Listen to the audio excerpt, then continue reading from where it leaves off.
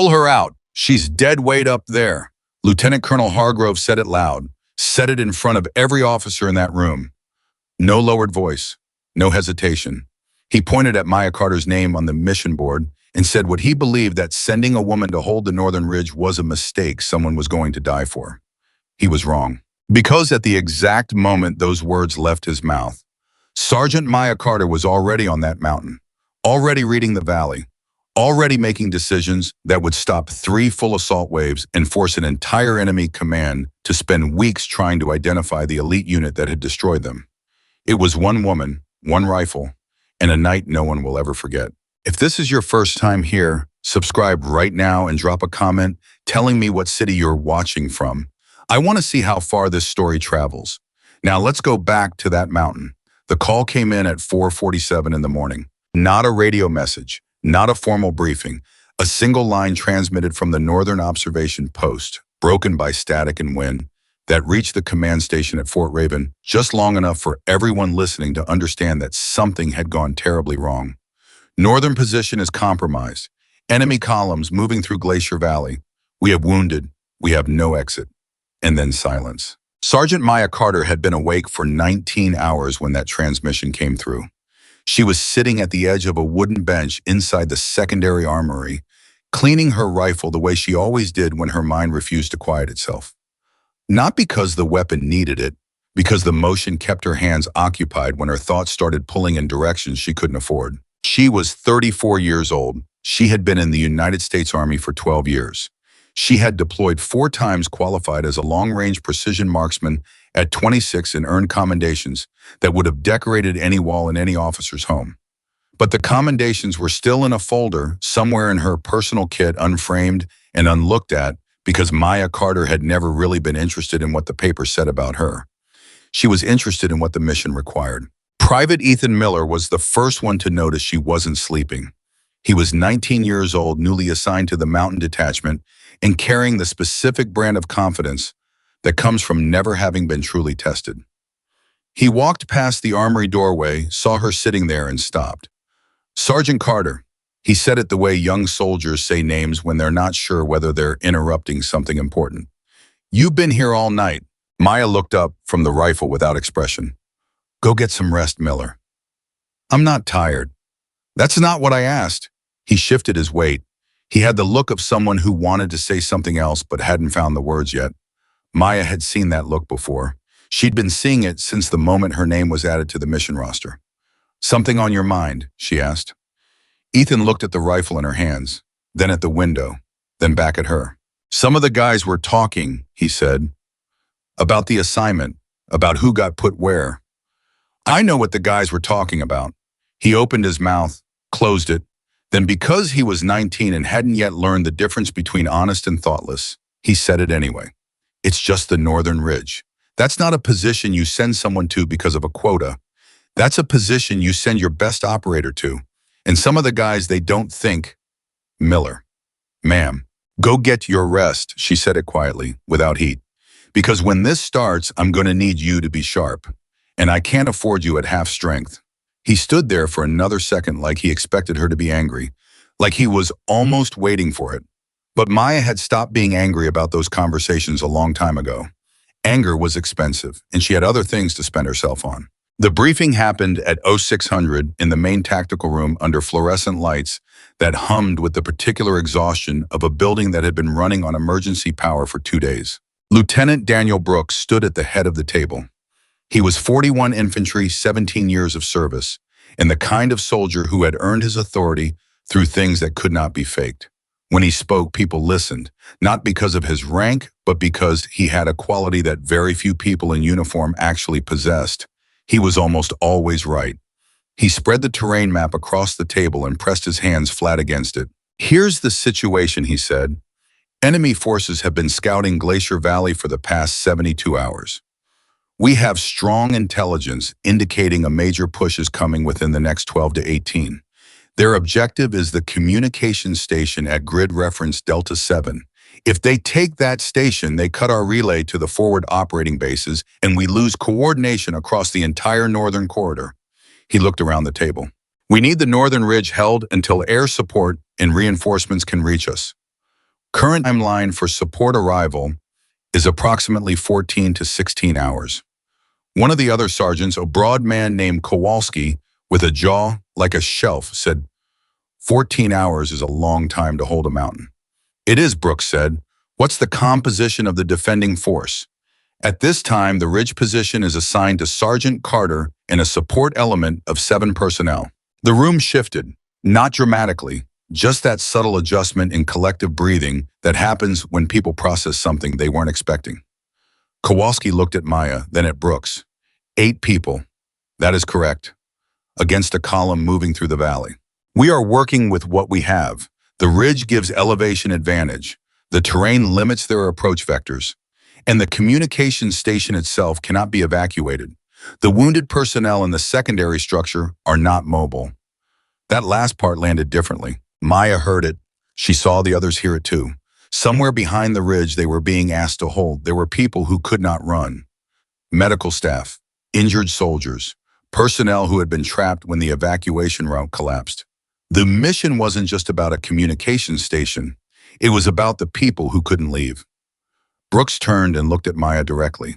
Sergeant Carter, he said her name with a kind of careful weight. That ridge will take everything you have. Everything this team has. I want you to understand what you're being asked. Maya looked at the map. She traced the contour lines with her eyes, reading the elevation changes, the way she had trained herself to read them for a decade, not as lines on paper, but as angles, distances, and degrees of advantage. I understand, she said. If the position becomes untenable, I understand the assignment, Lieutenant. He held her gaze for a moment. There was something in his expression that wasn't quite doubt, but wasn't quite confidence either. Something in between, like a man who wanted to believe something was possible, but had been burned too many times to say it out loud. Then get your team ready, he said. Move out in 40 minutes. She found out what Miller had said to the others about 10 minutes later, when she was walking through the secondary corridor toward the equipment bay and heard 2 soldiers talking on the other side of a thin partition wall. Carter's good, said one voice. She thought it was Dominguez, one of the support personnel. Carter's fine, said another. But fine isn't what you need on that ridge. That ridge needs someone who's been tested, real tested, not just range qualified. She's been deployed 4 times. Yeah, a pause. Still, that position. I don't know, man. Maya kept walking. She had learned over 12 years that there were 2 ways to respond to that kind of doubt. One was to confront it, walk back through that partition, put her qualifications on the table, make the argument. The other was to let the mission speak. She had tried the first way a long time ago, at a different base in a different context when she was 27, and still believed that the right words could change what people thought. It hadn't worked. So now she let the mission speak. She pushed open the equipment bay door, found her gear staged exactly where she'd left it, and started running the final checks. Rifle, ammunition, spotting equipment, medical kit, radio. She touched each item the way a surgeon touches their tools before an operation. Deliberately, systematically, not rushing but not wasting a single second. Private Miller appeared in the doorway. Sergeant Carter. He walked in slowly like he was entering a room he wasn't sure he was allowed in. I wanted to. Gear check done, she asked without looking up. Yes, ma'am. Nutrition water. Yes. Good. She closed the top panel of her kit. Then we're ready. I heard what Dominguez said. He blurted it out. In the corridor, I wasn't going to say anything. He stopped, started again. I said some things earlier that I shouldn't have. Before the briefing, I think you might have. Miller. She looked at him then, not with anger, not with warmth either exactly, with something more like steadiness. We don't have room for this conversation right now. When this is over, if you still want to have it, we will. But right now, I need you to pick up your kit and focus on the mission. He nodded. Something in his expression shifted, not relief exactly, but something adjacent to respect. Yes, Sergeant. Good. Stay close. The convoy to the northern ridge took 40 minutes over roads that were half frozen and unpredictable. Maya spent those 40 minutes not talking.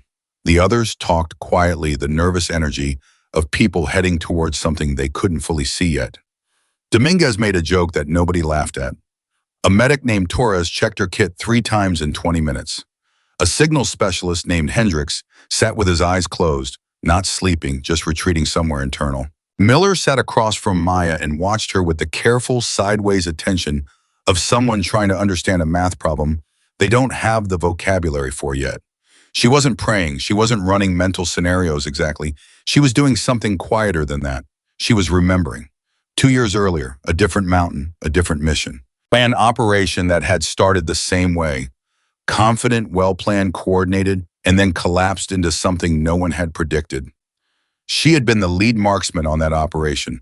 When the approach team got caught in a compromised position, she had made calls that her superiors later called both correct and insufficient. Correct because she had identified the threat accurately and responded appropriately. Insufficient because 2 members of her team had been injured in the withdrawal and someone needed to carry that. The investigation cleared her. The report said in formal language that Sergeant Carter's decisions were sound, given the available information and the constraints of the situation. But investigations don't sit at the end of your bed at night. Memories do. She remembered the face of a young private. His name was Rodriguez, being carried out of that valley on a stretcher, looking up at her with an expression that wasn't anger, but that she had never been able to fully interpret. It might have been trust. It might have been confusion. It might have been simple pain. She had never been able to ask him. She had never been sure she had the right to. The vehicle stopped. "End of road," the driver said. "You're on foot from here." Maya picked up her rifle. The northern ridge looked like the kind of place geography makes as a statement. It rose out of the frozen ground at an angle that demanded physical effort to climb and promised a view that turned information into advantage. If you stood at the highest point and understood what you were seeing, the valley below became a map you could read in real time: movement, distance, approach, vectors, timing. Maya had studied this ridge from satellite imagery for 6 hours before the deployment. But there is a difference between studying a place and standing in it. She climbed the slope with her team, 8 people total, including herself, and spent the first 40 minutes not choosing a position. She was walking the terrain, moving along the ridge line, crouching, standing, sighting through her optic at various angles, testing what could be seen from where, what couldn't, where the shadow fell, where the snow compacted, and where it didn't, where a vehicle would have to slow down, where a person on foot would have to choose between 2 paths. Miller followed her, half curious, half confused. "What are you doing?" he asked about 20 minutes in. "Learning the ground," she said. "We already have the terrain data from..." "Data tells you what the ground looks like on a screen." She didn't stop moving. "You have to walk it to know what it feels like in your body." He was quiet after that. Torres the medic had set up a small aid station in a sheltered cut, about 60 meters back from the ridgeline. 2 of the support personnel, Garza and Walsh, were establishing communication lines. Hendricks was working his signals with the focused efficiency of someone who understood that their value was measured in seconds of clarity. Dominguez found Maya on the east side of the ridge, still moving, still studying. "Sergeant," he said it with a slightly different tone than he'd used earlier, like he was recalibrating. "Enemy scouts were spotted about 4 kilometers out approximately 2 hours ago. If they're moving at standard pace..." "They're not moving at standard pace," Maya said. "Ma'am, they slowed down. Look at the valley." She held out her scope. "See those tracks? They've been stationary for at least an hour. They're not in a hurry. They think we're already beaten." Dominguez looked through the scope, looked for a long moment. "That's a problem," he said. "No," Maya said. "That's information, and information is the only currency that matters right now." She turned and started walking toward the position she had decided on, a natural rock formation on the western edge that offered sight lines into 3 of the 4 primary approach corridors. "Dominguez." "Sergeant." "Set up on the eastern flank, 40 meters back from the ridge. You're watching for anything that comes up through the north cut." "Copy." "Walsh." "Yes, Sergeant." Walsh appeared from around the communications setup. "You're with Miller on the south approach. You see anything moving faster than walking pace, you call it immediately. Do not engage without my signal." "Understood." She turned to the rest of them. "We are 8 people holding an elevated position against an unknown force that currently believes we are either gone or irrelevant. Both of those things work in our favor. Our job is not to fight a battle. Our job is to make them believe the battle is bigger than it is." Garza raised a hand. Not a formal gesture, just the habit of someone who had a question they weren't sure they should ask. "What if they figure out how small we are?" "Then we improvise," Maya said. She sent her first report to Lieutenant Brooks at Bo 900. Position established. Terrain assessed. Enemy appears to be staging for coordinated push, likely late morning or early afternoon. We are prepared. Over. Brooks responded within 90 seconds. Copy that, Carter. Air support is delayed. New estimated arrival is static cut across the frequency. When the signal cleared, he was saying 18 to 20 hours. Do you copy 20 hours? Maya held the radio for a moment. Behind her, she could feel Miller watching, waiting to see how she responded to that news. She pressed the transmit button. Copy, we are prepared. Carter out. She set the radio down. 20 hours, Miller said. Not a question, not panic. Just the words laid out flat like he was processing them. 20 hours, she confirmed. That's Miller. She picked up her scope. Stop doing math in your head. It won't help you. Then what should I be doing? Watch the valley. He turned to the valley. For a long time, neither of them said anything. Then Miller quietly, almost to himself, my grandfather was in Korea. He told me once, he said the hardest part wasn't the fighting. He said the hardest part was the waiting. Maya kept her eye to her scope. Your grandfather was right, as she said. The first sign came at 10:22 in the morning. It wasn't dramatic. No sirens. No visual confirmation of a column. It was a sound, a low mechanical frequency that Hendricks, who had spent 15 years learning to interpret what radio silence meant, identified in seconds. Jamming signal, he said sharply. They're pushing jamming ahead of their advance. Sergeant, our communication window is closing. Maya was at her position in 12 seconds. How long do we have? Minutes, maybe less. She grabbed the radio. Brooks, static. Brooks, this is Carter. More static, a crack of clear signal. Enemy is pushing a jamming field. Communication is about to go dark. We are in position. Do not wait to hear from us. Brooks's voice came through partial and breaking. Carter, copy if you lose static. Hold the ridge, whatever you have gone. The radio went dead. Complete total silence. Not the quiet of an empty room. The quiet of something that has been removed. Miller looked at Maya. We're cut off, he said. We knew that might happen, she said. But now we actually are. Yes. And no one's coming for 20 hours. Yes. And he stopped, collected himself, and we're 8 people. We're 8 people with high ground, complete sight lines, and the element of time. She looked at him steadily, and they don't know who they're dealing with yet. It was the closest thing to a boast that Maya Carter was capable of making. She said it without arrogance, without performance. She said it like a statement of fact that she intended to make true. And then before Miller could respond, the valley below them moved, not rushed, not a panicked sprint across open ground. They came the way experienced tactical units come deliberately in patterns, using terrain for cover, moving in staggered intervals that made them difficult to track and more difficult to engage.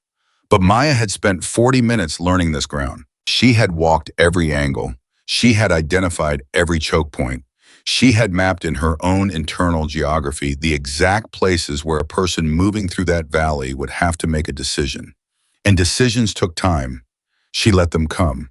Miller was watching beside her, his breathing controlled but fast, the particular rhythm of someone managing adrenaline by sheer force of will. How many, he said. 16, maybe 20. She was counting the intervals. First element. First element. How many elements are there? She didn't answer because she didn't know, and because sometimes the most important thing a leader can do is not add to what their people are already carrying. She waited until the moment she had been calculating since she first walked this ridge. The north cut, 30 meters wide, steep on both sides, no lateral escape, the single point in the entire valley approach, where momentum worked against the attacker and patience worked for the defender. The lead element crossed into it. Maya Carter took a breath and exhaled slowly, and the battle for the northern ridge began. What happened in the next 11 minutes was not what anyone in the valley expected. The lead element stopped. Not because of a wall of fire, not because of an airstrike or artillery.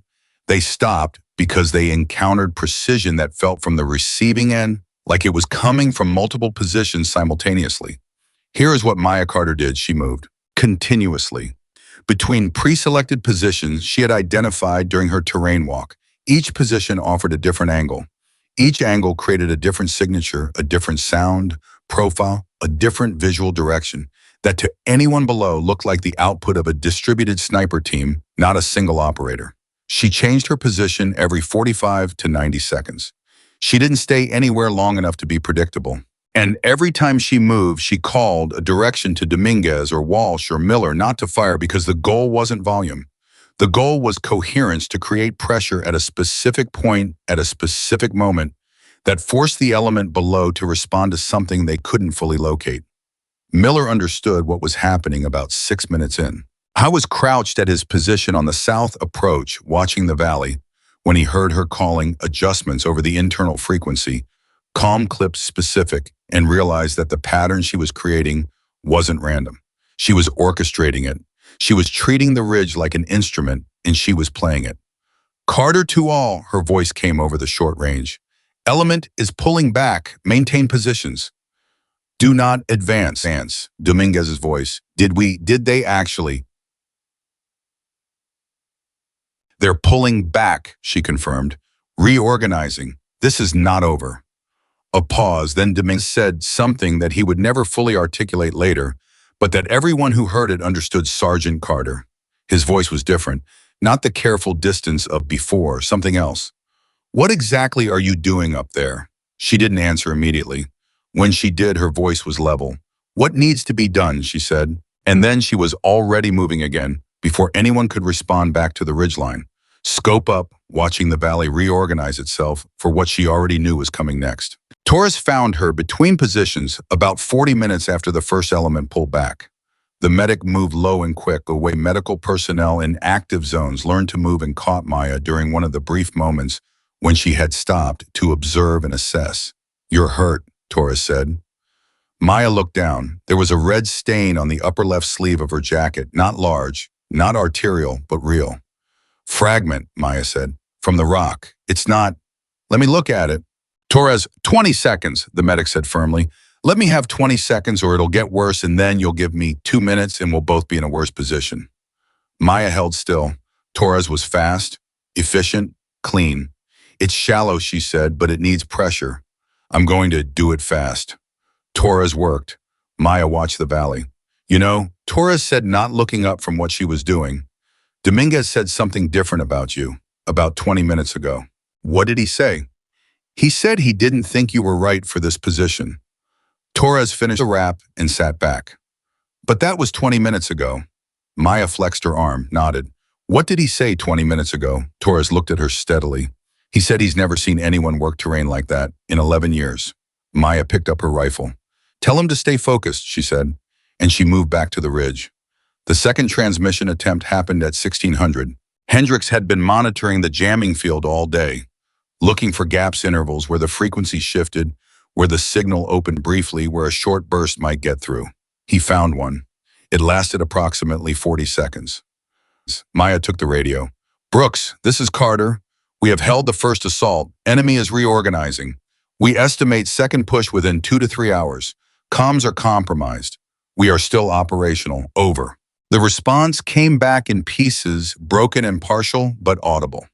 Carter, copy your whole position. Do not. A long burst of static. Then clearer for just a moment. Sergeant Carter, we hear you. Stay in the fight. Maya released the transmit button. She became aware that Miller was standing very close to her, not crowding, just present. They know we're still here, he said. Yes. Does that change anything? She thought about it honestly.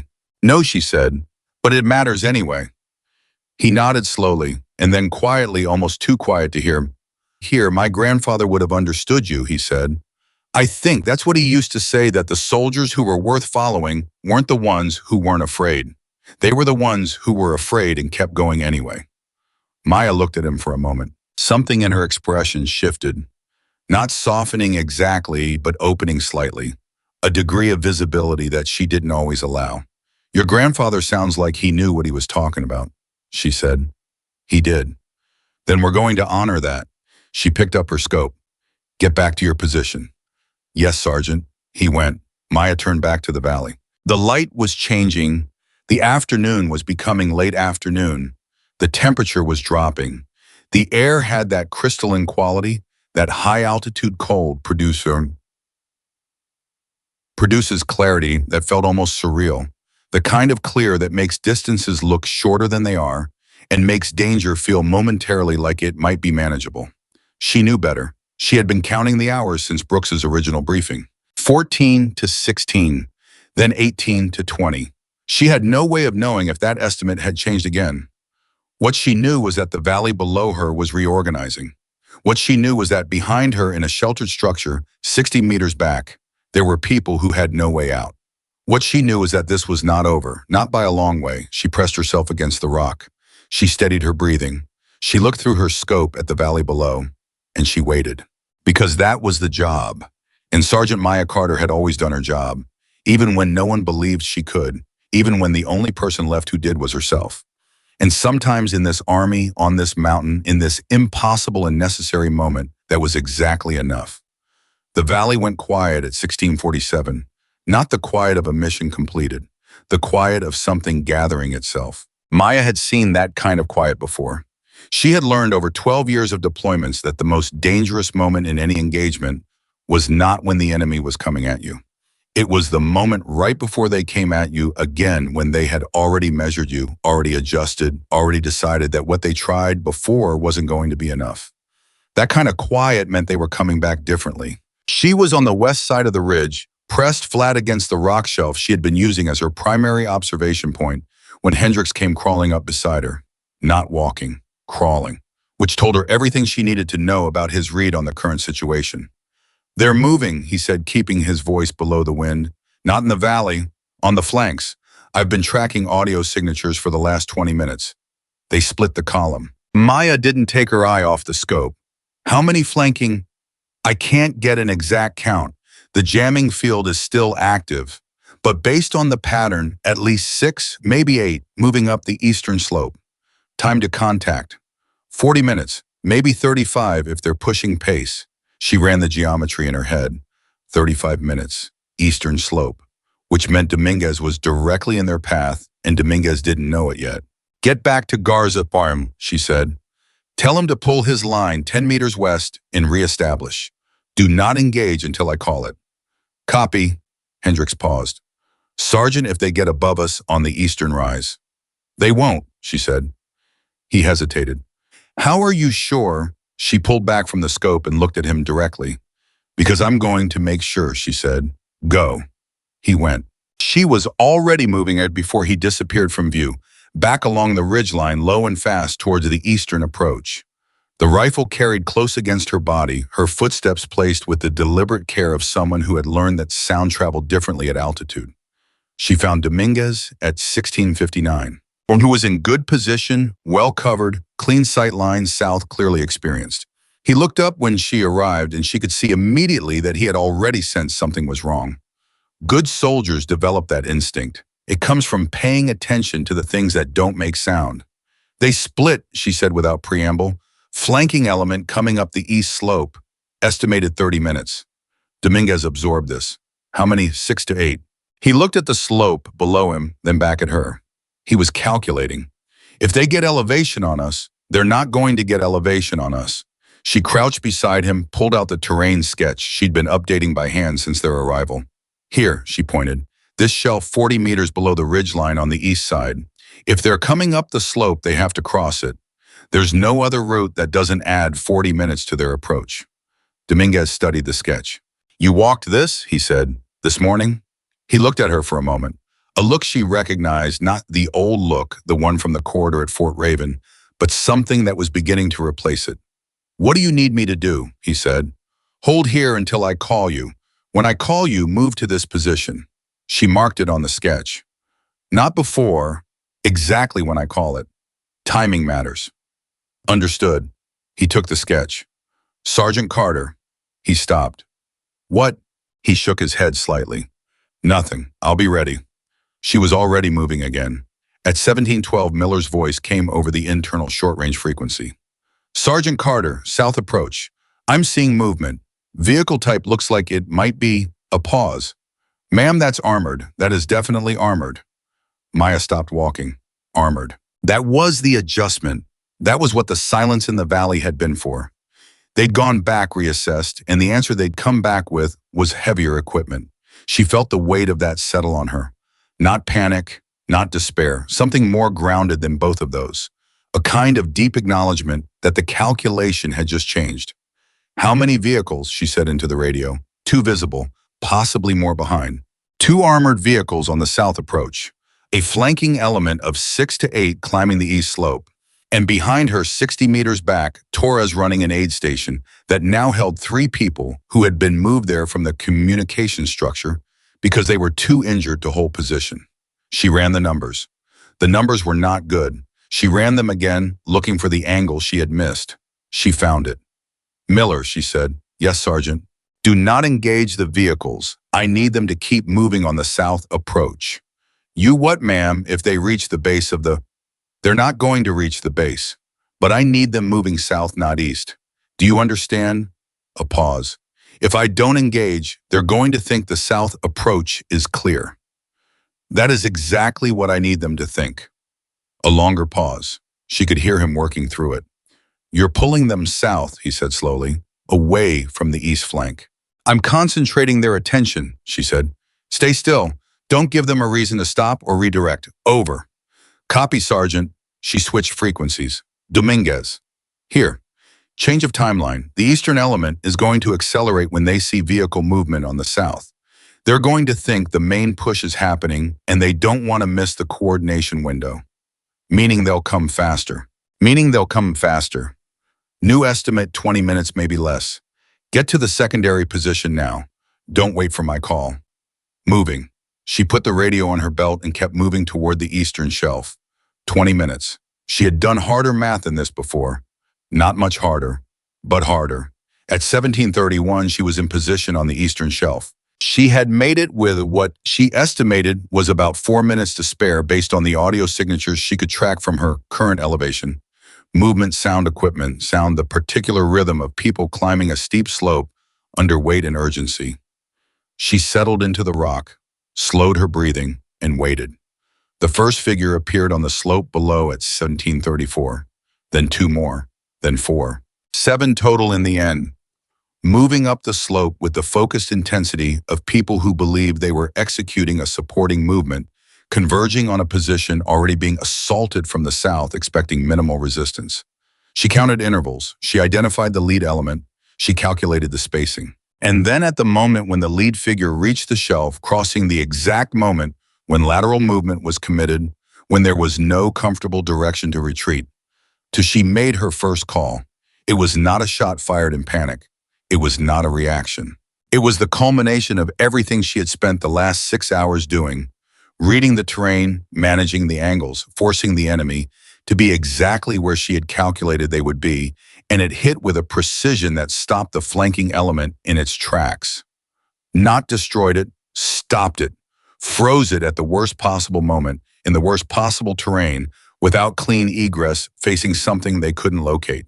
And then she was moving again. Because the single constant of what she was doing today was that she could not be where she had just been. She heard Dominguez on the radio. Sergeant Carter, are you on the shelf? I have eyes on. They've stopped. How did you? He caught himself. Refocused. Eastern element is stalled. Hold your position, she said, breathing harder. Now the movement was taking physical cost, and she was aware of it. Watch the slope. If they reorganize, I see it. They're looking for the angle. They think there are multiple, he paused. They think there's a whole team up here. Good, she said. Let them think that. Dominguez was quiet for a moment, then, there's not, is there? It wasn't really a question. She didn't answer it. Watch the slope, she said again. I'll be back at primary in 6 minutes. At 17:48, she was back on the ridgeline, and the south approach vehicles had done exactly what she predicted. They had committed to the south push, driven by the assumption that the ridge was minimally defended, moving toward the base of the slope, with the momentum of a force that believed it had identified a weakness. They were wrong about the weakness, but their momentum was now pointed away from the east flank, away from Dominguez's position, away from the communication structure, away from Torres and the 3 injured personnel. Miller, she said, here. His voice was tight, controlled. Engage now. Make it count. Copy. She heard the engagement start from 300 meters away. Clean, disciplined, nothing wasted. She had underestimated Miller's training. She filed that away. The vehicle stopped, not retreated, stopped, which meant they were reassessing, which meant they were about to do something different. She had maybe 12 minutes before they figured out the new angle. She used 11 of them. By the time the first vehicle began its repositioning at 1801, Maya Carter had moved the primary defense line 40 meters northeast, repositioned Garza and Walsh on angles that covered the approach she had identified as their most likely next vector, and sent Hendricks to reestablish with the communications equipment in a secondary location she had identified that morning during her terrain walk. At 1814, Walsh's voice came over the radio. Vehicle 1 is moving, coming around the ridge base northern side. If they find the gap between our eastern and northern positions. They won't find it, Maya said. Sergeant, the gap is real. The gap is real, she confirmed, and it's covered. Walsh, stay on your angle. Do not move to compensate. Trust the line. A pause. Trust the line, he repeated like he was testing the words. Trust the line, she said over. She did not tell him what she did not know. She did not tell him that the gap was covered by her personally because she was the only person positioned to cover it, and that covering it meant she was no longer covering two other positions she had been responsible for. She did not tell him because telling him would not help him. What helped him was confidence. What helped him was hearing her voice say it was handled. What helped him was the experience of the last 8 hours, which had shown him something he hadn't believed that morning. She had been right every time, so when she said trust the line, he trusted it. The vehicle came around the northern base at 1819 and found nothing that looked like a gap, because Maya Carter was there in the dark space between positions, making nothing look like exactly what it was. The vehicle slowed, held position, waited. She held her breath. The vehicle turned back. She let the breath out slowly, carefully, like releasing something fragile. Garza's voice, it's pulling back. North vehicle is pulling back. Don't celebrate, Maya said immediately. That means they're thinking. Thinking means a different angle is coming. Garza, when soon? She was back at the primary position by 1827, and the temperature had dropped 7 degrees since sunset. She could feel it in her hands. Not debilitation, not yet, but the beginning of the slowing that cold creates in fine motor function. She flexed her fingers, kept the blood moving, made a mental note. Miller appeared beside her 20 minutes later. He moved low, efficient, and he looked different than he had looked that morning. Not older exactly, but different in some quality that age doesn't really capture, something more like altered. He crouched beside her, and for a moment, neither of them spoke. The south element, he finally said. They're not pressing forward. They've been stationary for 40 minutes. I know. What does that mean? She was honest. It means they're waiting for something. He processed that. For what? For a third element we haven't identified yet. She said it directly, without softening. Or for the eastern flankers to reorganize. Or for coordination from a position we haven't seen. He absorbed this. So we might have missed something. We might have, she said. Keep watching. He was quiet for a moment. Then before, when you went to the eastern shelf, Dominguez came back on the radio after you came back, and he said, he paused. He said there was no team up there, that it was you. She didn't respond. Was it? Miller asked. She looked through her scope. The eastern element is stalled, she said. The south element is regrouping. The northern probe found nothing. We have held 2 out of 3 attacks with 8 people and no outside communication. That is what we have. That's not Miller. She lowered the scope slightly and looked at him. Not sternly, something more direct than that. What matters on this ridge right now is not who did what. What matters is that we are still here. The people behind us are still protected. That is the only number I'm keeping track of.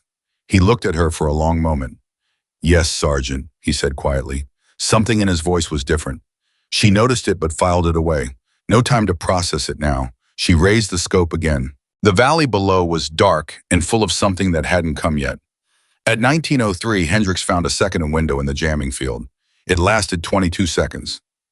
Maya got 4 words out. Still holding, second assault. That was all. She didn't know if it got through. She didn't let herself think about whether it got through because thinking about the things she couldn't control was the fastest way to lose the things she could. At 1941, Torres came up to the ridge.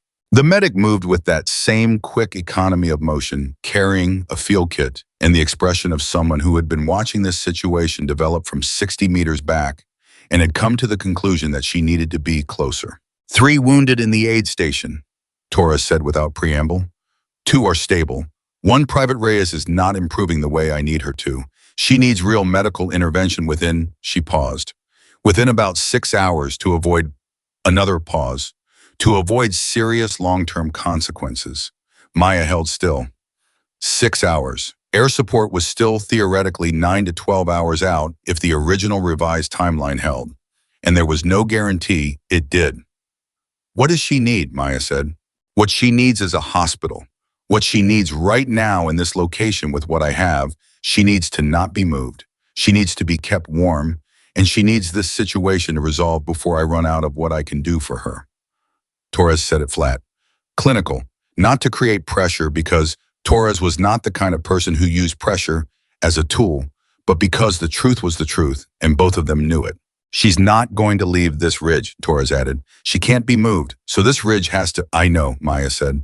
I just need you to know, Torres said. I know, Maya said again. Torres looked at her for a moment. Then she said something that surprised Maya. She said the soldiers at the aid station, the ones from the communication structure, they asked me who's running the defense up here. I told them Sergeant Carter. She paused. One of them, an older staff sergeant, been in for 20 years, he said. Good, we're in good hands.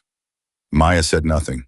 I thought you should know that, Torres said. I thought it might— She shook her head slightly. I don't know, I just thought you should know.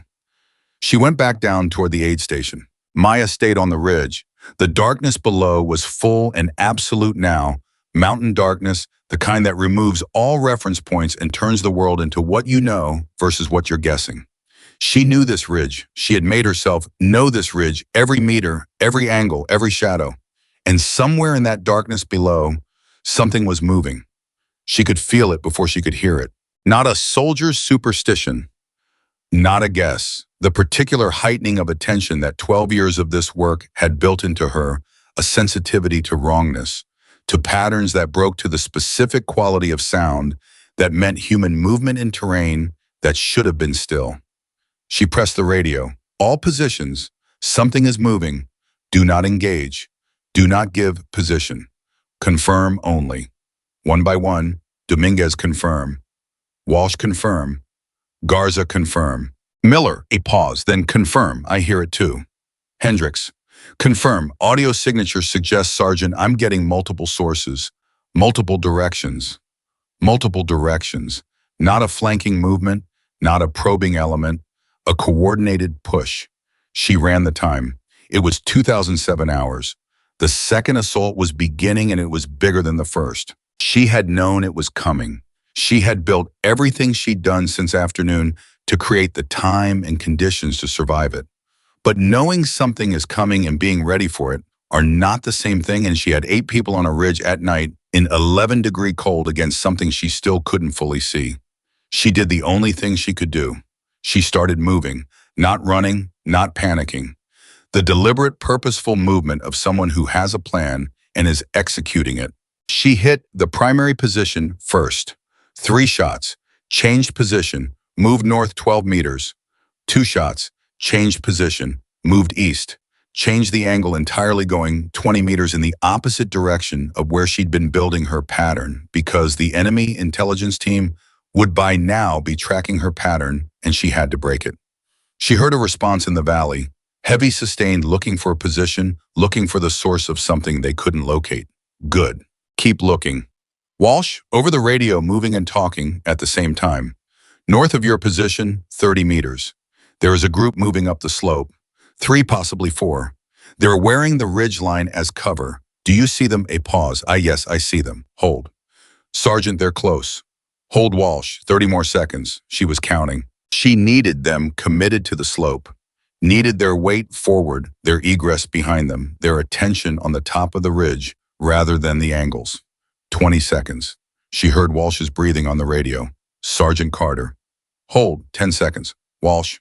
Here. Now. The engagement lasted 4 minutes. When it was done, the northern slope was clear. Walsh came on the radio and his voice was shaking. Not from fear, but from the aftermath of it, the way the body processes intensity by releasing it as tremor. Not weakness. Biology. They've pulled back. North slope is clear. Good, she was already moving again. East Dominguez. Steady, Dominguez reported. They probed the shelf again. I held position. They didn't know where, a pause. They couldn't find me. South Miller. Miller's voice was different, tighter. Sergeant, the vehicles on the south approach. One of them is moving again. It's not, he stopped. Sergeant, it's not going south, it's going east, toward the communications structure. She stopped moving. The communications structure was 60 meters back from the ridgeline, where Torres was, where Reyes was. She felt something move through her that was not fear and not anger, but some element of both combined with something harder and colder and more functional than either. Miller. Yes. Leave your position. Come to me. Now. But the South is secondary. Come to me right now. He came in 90 seconds, fast. She had underestimated how fast he could move. She didn't explain. She pointed. East of the communication structure, there's a natural rise. You can see it from here. Take that position. The vehicle will pass below it. You'll have the high angle. He looked. He looked back at her. You want me to? I want you to stop that vehicle before it reaches the structure. Can you do that? The question was honest. She was not performing confidence she didn't have. She was asking because she genuinely needed to know. He looked at the angle, looked at the distance. Yes, he said. Go. He went. She turned back to the south. The original south element was moving again. Not the vehicles, but personnel on foot using the vehicle movement east as a distraction, moving up the slope with the coordinated purpose of a unit that had identified what they thought was the center of gravity. They thought the ridge was the prize. They were wrong. The prize was the people behind it. But that didn't mean she could give them the ridge. She moved back to the primary position. She thought briefly and without sentiment about the mission 2 years ago, about Rodriguez on the stretcher, about the weight of the people she hadn't been able to carry. She thought about Torres's voice telling her that a 20-year staff sergeant she had never met said they were in good hands. She thought about Reyes in the aid station who needed 6 more hours. She thought about Ethan Miller, who had said things that morning that she'd chosen not to hold against him and who was now moving through the dark toward a position she had asked him to take without questioning her, without looking back. And then she stopped thinking about anything except the south slope, because the south slope was filling up, and she had a ridge to hold. The second assault lasted 1 hour and 43 minutes.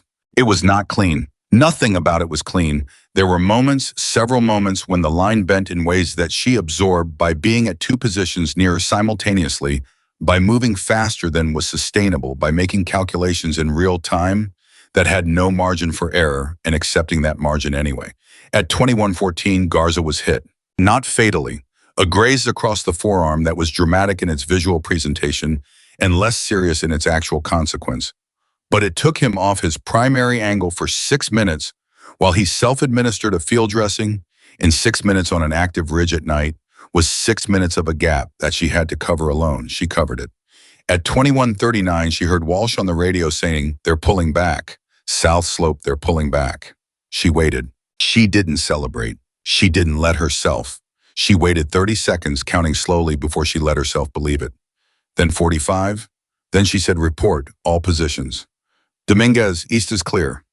Walsh, north is clear. Garza, south slope, confirmed pullback. I'm operational." Miller, a longer pause than the others. "The vehicle had stopped. It's not moving.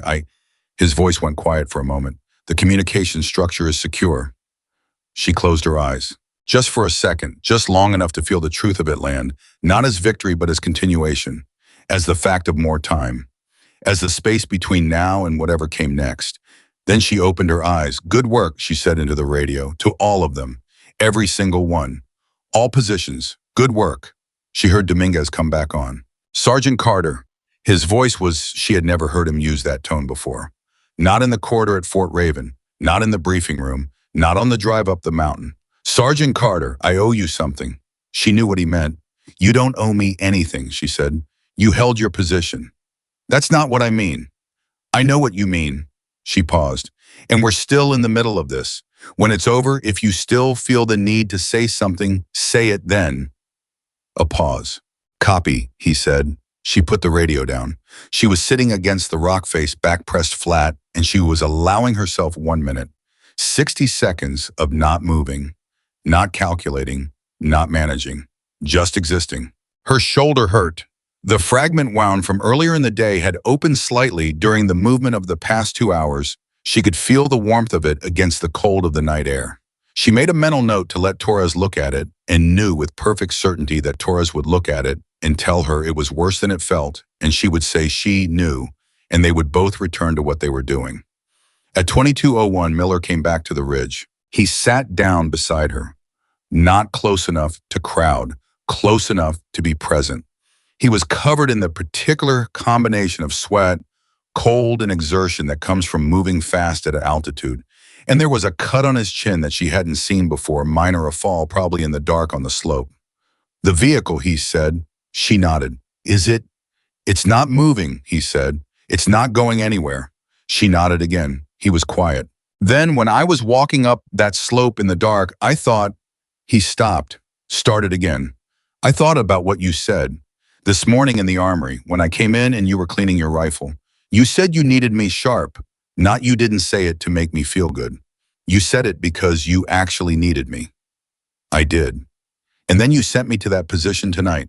You asked me if I could do it. You didn't assume. You didn't order me and walk away. You asked. She said nothing. My grandfather used to say, Miller continued quietly, that the difference between a commander who gets people killed and a commander who brings them home is whether they see the people, not the positions, the people. She looked at him then. Your grandfather, she said, was a very wise man. He nodded, said nothing for a moment. Then how many hours left? She looked at her watch. It was 22:09. 7, she said, maybe 8. He absorbed that. Third assault is coming, isn't it? He said. Not a question. Yes, she said, when I don't know, before dawn. She looked at the dark valley below. They're not done, they're regrouping. Whatever they try next, it's going to be different from both of what they've already tried. Different how? Heavier, more coordinated, more information. She paused. They've been studying us. Every time they've pulled back, they've been watching, trying to figure out how many we are, trying to find the pattern. Can they find it? She was quiet for a long moment. If they're good enough, she said finally. The honesty of it sat between them. Miller let it sit there. Then he said, Are you afraid? She thought about the question, actually thought about it not as a performance of consideration, but as a genuine search for an honest answer. Yes, she said. He looked at her. Then why? Because behind this ridge, she said, there's a medic who's been awake for 20 hours keeping someone alive. There's a staff sergeant who's been in this army longer than I have who trusts this position. There's a private named Reyes who needs 6 more hours and doesn't know yet whether she's going to get them. She paused. That's why. Miller said nothing. The wind moved across the ridge, carrying cold and the sound of whatever was down in that valley waiting to try again. And Sergeant Maya Carter sat against the rock, checked her rifle, and began preparing for the third. The temperature dropped to 11 below zero at 2300 hours. Maya felt it in her hands first. Not the numbing kind of cold that removes sensation, the sharper kind, the kind that makes every small movement require a conscious decision. She flexed her fingers in a slow, deliberate sequence she had practiced so many times it had become automatic. A habit built from years of understanding that fine motor control was not a luxury in her work. It was the difference between a shot that landed and a shot that didn't. She had been awake for 31 hours. She knew what 31 hours did to the human body. She had studied it, experienced it, and learned the specific ways it tried to deceive her. The moments where fatigue presented itself as clarity, where the brain's need to rest dressed itself up as rational reassessment. She had learned to identify those moments and refuse them. Not forever, just a little longer, always just a little longer. Dominguez found her at the primary position at 23:18, moving with the careful, conserved energy of a man who had been running on discipline and adrenaline for too many hours and was now managing the account very carefully. He sat down without being invited, which 20 hours ago she would have noted. Now she understood it as a different thing, not presumption, but the specific comfort of people who have been through something together and no longer need to perform the formalities. Garza's arm is holding, he said. Torres looked at it an hour ago. She says he's operational. Good. She also said, he paused. She said Reyes is stable, not improving the way she needs, but stable. How long, Basham? Torres said the same number, 6 hours, but she said it differently this time. Maya looked at him. What do you mean differently? Like she meant it more, Dominguez said. Like before she was giving you information. This time she was asking you for something. Maya absorbed that. She had been running numbers all night. Time, personnel, ammunition, the physical state of her team. She ran them again now, adding Reyes into the calculation, not as a variable, but as a weight, the kind of weight that doesn't change the math, but changes what the math means. They're going to come before dawn, she said. I know. And it's going to be different. I know that too. He looked at the valley. I've been trying to figure out what they've learned from the first two, what they know now that they didn't know this morning. Tell me. He was quiet for a moment, organizing his thinking. They know the defense has more mobility than they expected. They know they can't fix our positions every time they thought they had an angle. The angle moved. They know the eastern shelf is covered. They know the northern approach has depth. He paused. What they don't know is how many of us there are. No, she said. By now they have a working theory. What theory, Mom? She turned and looked at him directly. They think they're fighting a sniper team. 4 to 6 operators, highly mobile coordinated. They've seen too much precision movement to believe it's untrained infantry, and they've seen too much position variance to believe it's a fixed emplacement. She paused. They don't know they're wrong. Dominguez stared at her. He had been doing the math for a while, she realized. He had been constructing the picture from the pieces he had, the radio calls, the eastern shelf, the things Hendricks had reported the moments during the second assault, when he had seen her appear at positions that were geometrically improbable for one person to reach in sequence.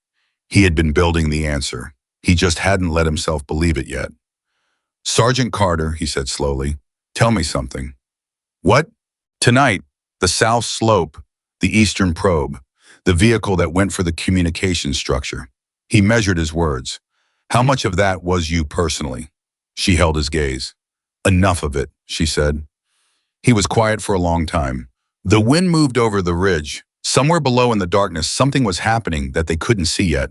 11 years, he said finally. I've been in this army for 11 years. I've worked with some good people.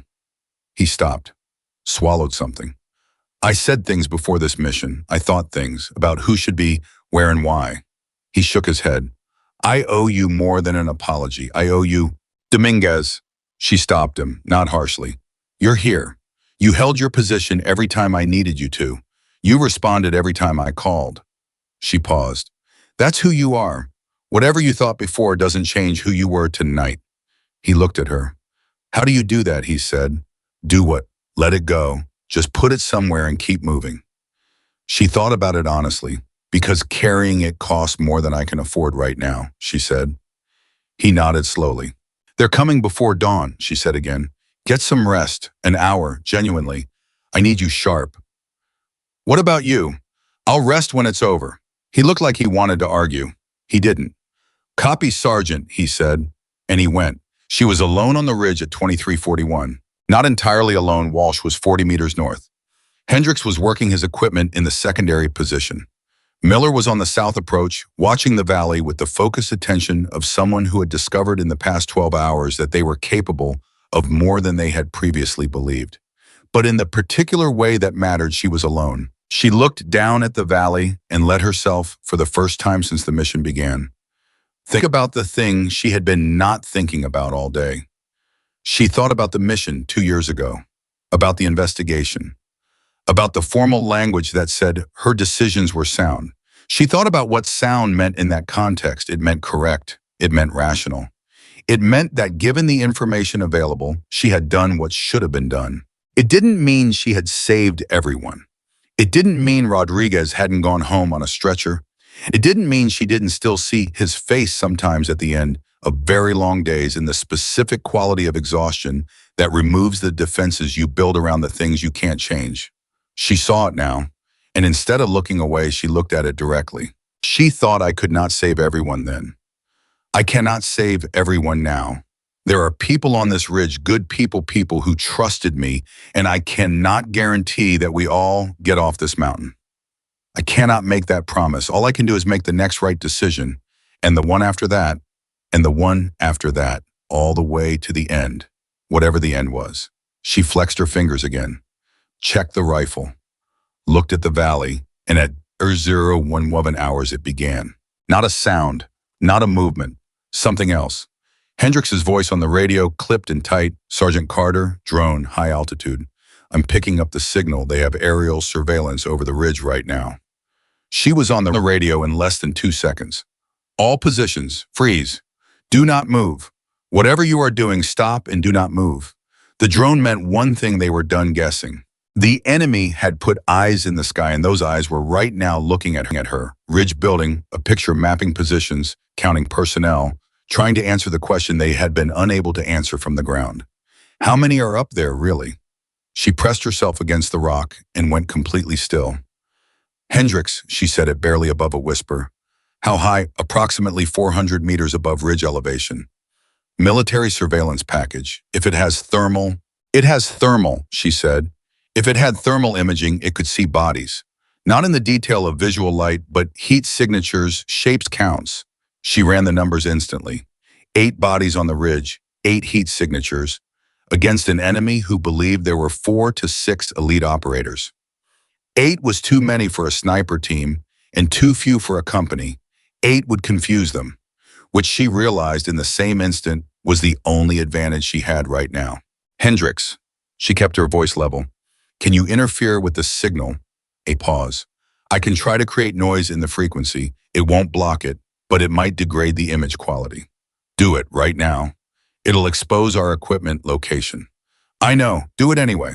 She heard him working for 30 seconds. Then signal degraded, maybe 40% image quality reduction, maybe less. Good enough, maintain it. She did the next calculation. If the image quality was degraded, if the thermal was noisy, if the count was ambiguous, they would still make a decision based on what they had. They would plan the third assault based on an estimate, and estimates could be manipulated. She pressed the radio. All positions. I need 3 of you to consolidate in the northern sector. Move slowly. Stay low. I need your heat signatures clustered in the north. What are you doing, Walsh? Creating a picture for them. Move. Copy. Garza, Miller, Walsh, northern sector. Dominguez, you and Hendrix hold east. Torres and Reyes' structure does not move.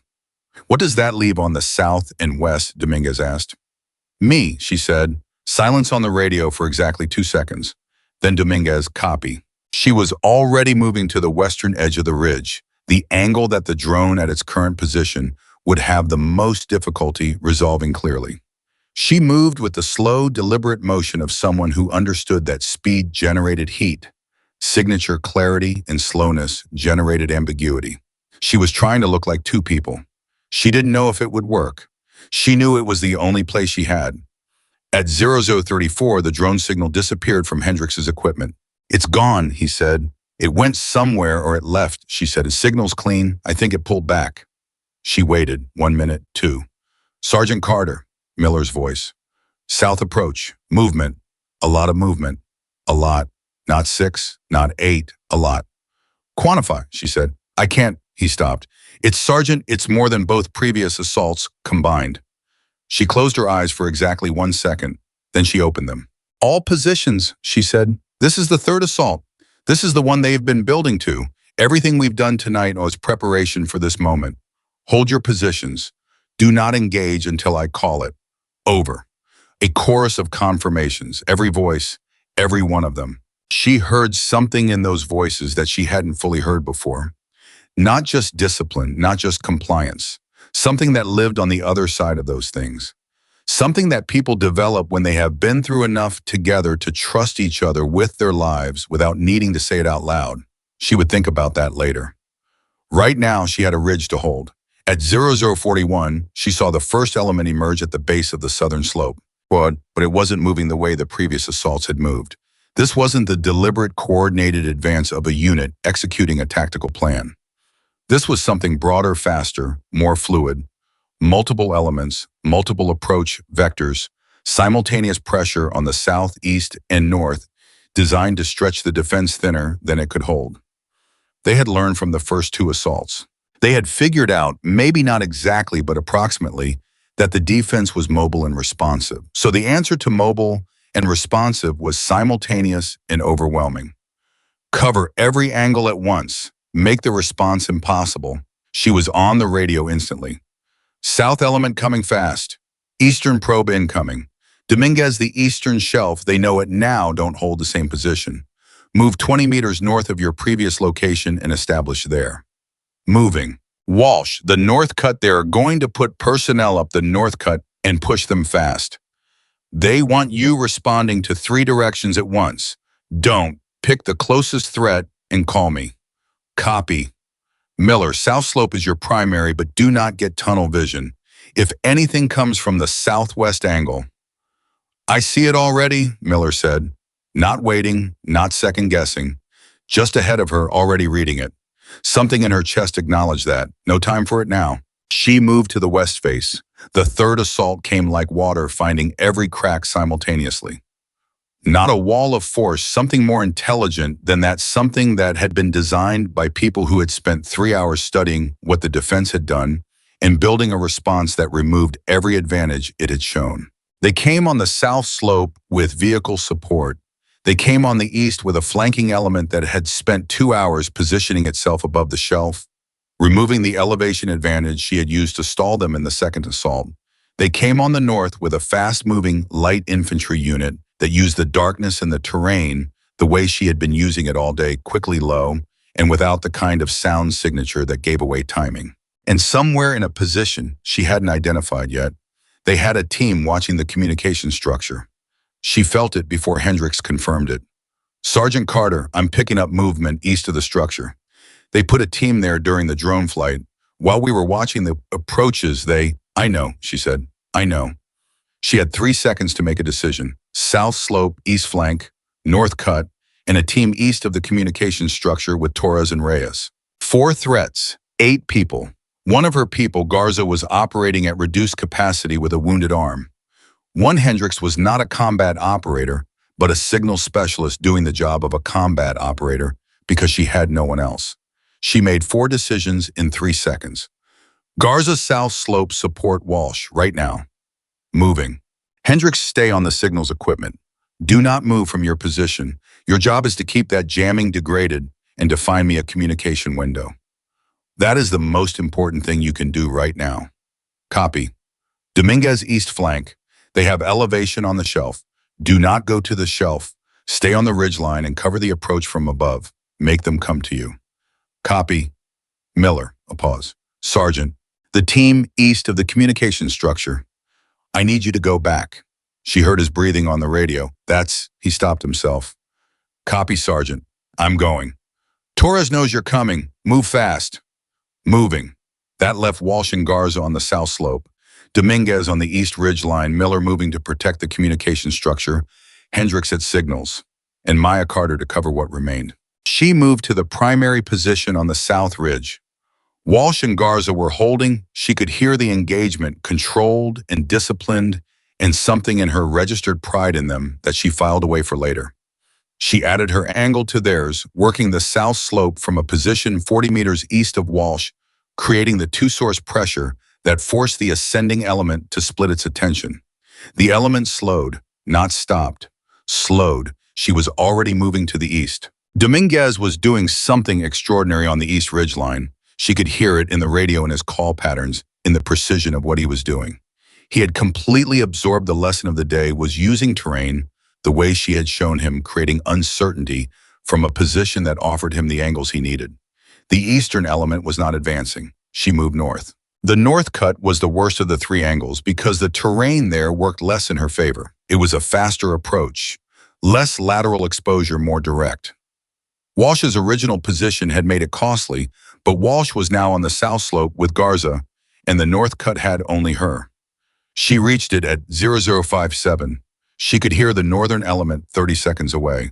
She had 30 seconds. She used 20 of them to find the exact position on the north cut that gave her the most coverage, the angle that created the appearance of a prepared defense, Not a single person arriving just ahead of contact.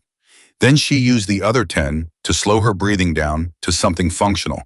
They came around the cut at 0058, moving fast as she had predicted. Fast because they believed the defense was stretched because they had studied it for 3 hours and concluded that this was the moment to push through whatever thin line remained. They were right that the line was thin. They were wrong that it would fold. What happened in the next 14 minutes on the North Cut would be described later in formal reports in language that military writing uses for things that cannot be fully captured in military writing. Words like sustained, effective, and decisive. Words that pointed at something without touching it. What actually happened was that Maya Carter held the North Cut alone for 14 minutes. Not perfectly, not without cost. She took a hit on the right shoulder, not the fragment wound a new one impact, rather than penetration.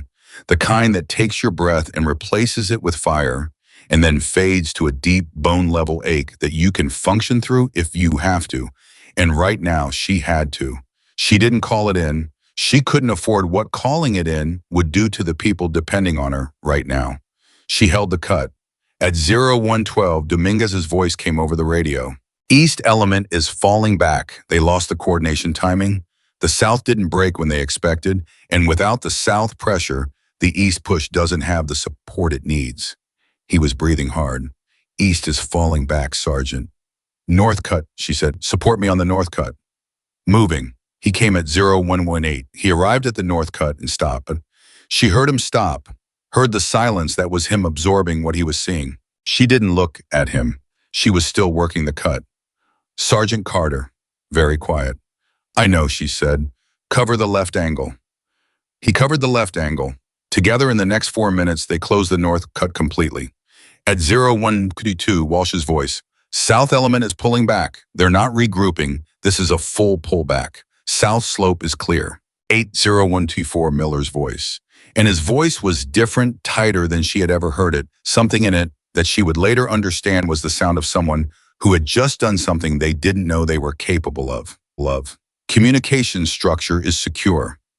The Eastern team, they tried to approach, but he stopped. They're gone, Sergeant. The structure is secure. Torres is okay. Reyes is okay. Maya lowered her rifle, just for a moment, just long enough to feel what that meant. She raised it again. All positions report, one by one. Walsh, Garza, Dominguez, Hendricks, Miller, all present, all operational. She stood at the North Cut in the dark, in the cold, and she ran the count one more time. Everyone behind the ridge was alive. Reyes had her 6 hours. Torres had what she needed. The ridge was standing. At Burrow 131, Hendricks came on the radio with something in his voice that cut through everything. Sergeant Carter, I have a window. Communications window. It's clean, it's real, and I estimate it's going to last between 60 and 90 seconds. She was at his position in 40 seconds. He handed her the radio. She pressed transmit. Brooks, this is Carter. Third assault has been repelled. Ridge is holding. All 8 personnel operational. Wounded in the structure are stable. We need air support and medical within 4 hours. Do you copy? Static, static. Then Carter. Brooks's voice. Clearer than it had been all day. Clear enough to hear something in it she hadn't expected. Something that was not command voice, not professional calm, but something underneath both of those. Something that was simply a person responding to something they thought might not come. Carter, we copy. We hear you. Air support is inbound. ETA 3 hours, 40 minutes. She closed her eyes. 3 hours, 40 minutes. She had 3 hours and 40 minutes to hold what she had held. She looked at Hendricks. He was looking back at her, and something in his expression told her he had heard what she had heard in Brooks's voice. 3 hours, 40, she said. We can do 3 hours, 40, he said. She handed him the radio. She went back to the ridge. At 0115, Dominguez fell into step beside her. He matched her pace without being asked a thing. She noticed a thing that told her something about what the night had built between these 8 people. They're not done, she said. I know. The third assault failed, but they're not pulling out. They're regrouping. They're going to try something else. What? I don't know yet. She said it plainly. That's what concerns me. Dominguez was quiet for a moment. Can I ask you something personal? He said. She glanced at him. What? The mission 2 years ago, the one that... He stopped. I heard about it. Not the details, just the fact of it. That you came back carrying something. She kept walking. What's the question? She said. How did you come back? He wasn't asking casually. He was asking because he genuinely needed to know the answer. After something like that, how do you come back to a mountain like this one and choose to stand here again? She thought about it for 3 full steps. Because not coming back, she said finally, would mean the people I lost came back for nothing. He didn't say anything. She didn't expect him to. Some things don't need a response. Some things just need to be heard by a person who can hold them. They walked back to the primary position in silence, and the night held around them, cold, dark, impossibly full of whatever was coming next. At 0214, Miller found her. He came from the direction of the communication structure, moving differently than he had moved all day. Not worse, better, actually more settled, more certain of where his feet were going. But there was something on his face that hadn't been there before, something she recognized. She had worn that look herself after the first time she held a position that she didn't believe was holdable. The look of a person who has discovered something about themselves that they will spend the rest of their life building on. Reyes asked about you, he said. Maya looked at him. What? Reyes, Private Reyes. She's awake. She's been in and out, Torres says. But she had a clear period, and she asked Torres who was holding the ridge. He paused. Torres told her your name. She said to tell you thank you. Maya said nothing. Miller continued. She said to tell you that she's going to be all right. Like she wanted you to know so you didn't spend energy worrying about it.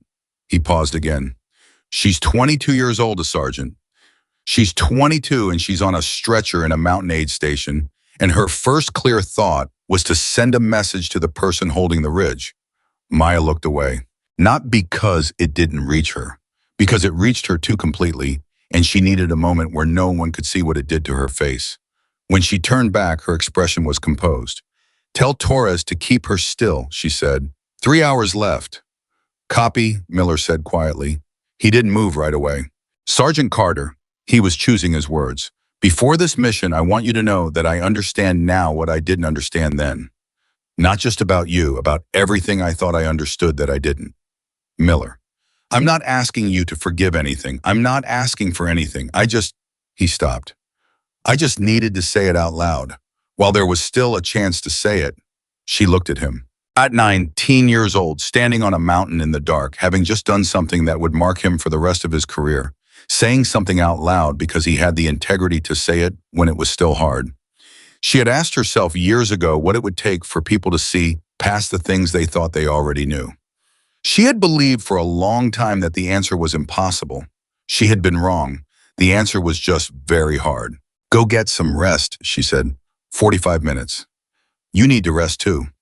45 minutes, she said again. He nodded. He went.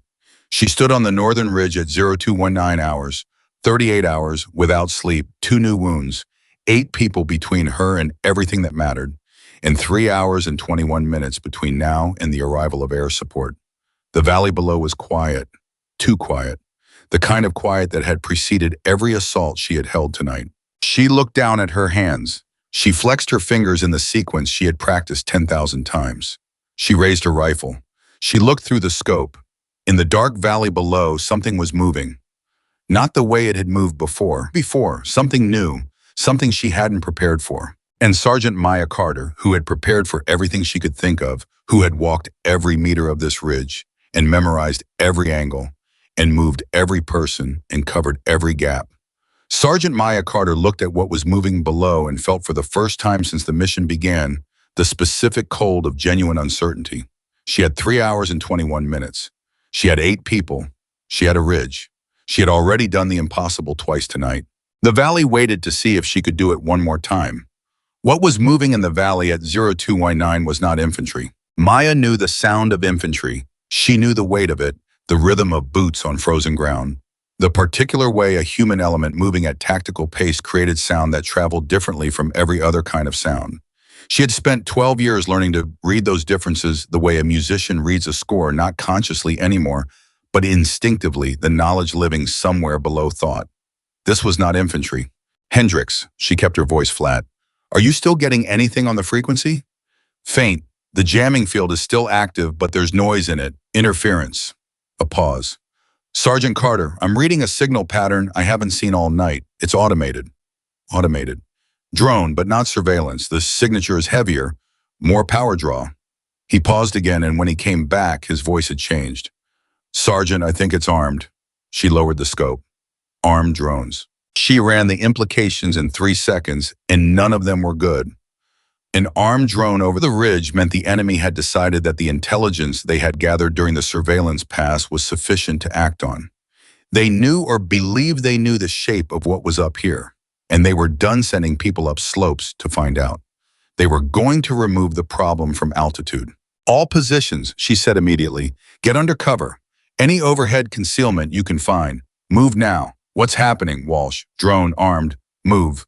She heard the scramble of bodies finding shelter. She pressed herself against the rock overhang she had identified during her morning terrain walk, one of 3 locations on the ridge that offered true overhead concealment, the kind that blocked thermal and visual signature from above simultaneously. She had noted all 3 during that first 40 minutes and filed them away under the category of things she hoped she would never need. She needed them now. Dominguez, she kept her voice low out of instinct. Not reason a drone at altitude couldn't hear her, but instinct was running this part of her brain. The eastern overhang. Get there. Already moving. Miller Walsh, the north cut, has a shelf 3 meters deep. Get under it. Moving. Miller, then Walsh immediately behind moving. Garza Torres, the aid station structure. Stay inside. Do not come out. Copy. Torres' voice steady as stone. Hendricks. Under the equipment tarp, Sergeant. It's not much, but it's enough. Stay still. She pressed against the rock and looked up at the sky. She couldn't see it, but she could feel it the way she had always been able to feel the things she couldn't yet see. The instinct that had kept her alive through 4 deployments in one very long night on a mountain in Montana. It was up there, looking. At Bur 231, it fired. Not at her position, not at the north cut or the eastern shelf. It fired at the primary position, the rock face on the western ridge, where she had been operating most of the night, the position that the surveillance drone had most clearly identified as the center of activity. The impact was 23 meters from where she was standing. She felt the pressure of it in her chest before she heard the sound. A deep concussive thud that the mountain absorbed and returned as vibration through the rock beneath her boots. Then a second impact, same target zone, closer. They were bracketing, firing a pattern to maximize coverage of the identified position, saturating the area, rather than seeking a precise hit, which meant they didn't have exact coordinates. They had a general location. They were compensating with volume, which meant the concealment was working. Sound off, she said immediately, one by Walsh, Miller, Dominguez, Garza, Hendricks, Torres from the structure. 6. Miller, where's Reyes? Because Torres had reported her count, but she needed to be certain. Structure is secure, Torres said before Miller could answer. Reyes is secure. 7. Dominguez. Here, Sergeant. His voice was compressed, close to something. I'm here. 8. All 8. She let herself feel that for exactly 1 second. Then stay under cover. Do not move until I say. A third impact, further east. They were expanding the pattern, looking for the signatures that had disappeared when everyone went still and cold. She stayed pressed against the rock. She was running calculations. Armed drone, operating at altitude, firing in a pattern that suggested directed targeting rather than autonomous strike, which meant someone was piloting it, which meant someone somewhere was looking at a screen and seeing a heat map of this ridge and trying to figure out why the signatures had gone cold. They would figure it out eventually. Give them 4 minutes, maybe 5, and the pilot would understand that the targets had taken cover and would start working the pattern outward, looking for the edges of the concealment. She had 4 minutes. She used the first minute to think. She used the second minute to make a decision. She pressed the radio. Hendricks, the drone signal. Can you transmit noise on that frequency? Not block it, just inject interference into the control channel. A pause that lasted too long. Sergeant, if I transmit on that frequency, it identifies my position to the pilot. I know. They will fire on the transmit source. I know that too. She paused. How long would you need to inject enough interference to affect the targeting system? Another pause. 15 seconds, maybe 20. And then shut down and move. The move takes 5 seconds minimum. 15 seconds of transmission, 5 seconds of movement, 20 total. She said it cleanly. Dominguez, I need you at Hendrix's position in 30 seconds. The moment he moves, you cover his exit. Moving, Dominguez said. Hendrix. She made her voice what she needed it to be, not an order, not a command, but something that carried the full weight of what she was actually asking and the full weight of what she believed this man was capable of. I need you to do this. Can you? The pause was shorter than she expected. Yes, Sergeant, he said. On my mark, 30 seconds. She counted. At 0238, she said, mark. Hendrix transmitted. She heard the drone's firing pattern change immediately. The strikes, which had been moving methodically through the eastern ridge zone, suddenly swung toward the signal's equipment location. One impact, then a second closer. The pilot had found the transmit source and was reacting. At the 14-second mark, the transmission cut. At 19 seconds, Dominguez's voice, he's out, Hendrix is out, moving north. The next two drone strikes hit exactly where the signal's equipment had been. 3 seconds too late. Hendrix. She said his name and put everything she felt about those 20 seconds into the way she said it. Here, his voice was shaking slightly, not from fear, from adrenaline, from the aftermath of doing something that had required him to be very precisely the thing he needed to be. I'm here, Sergeant. You did good, she said, a pause. Thank you, he said. 80244. The drone changed pattern, again broader sweeps, less targeted, the behavior of a system whose operator has lost confidence in their targeting data.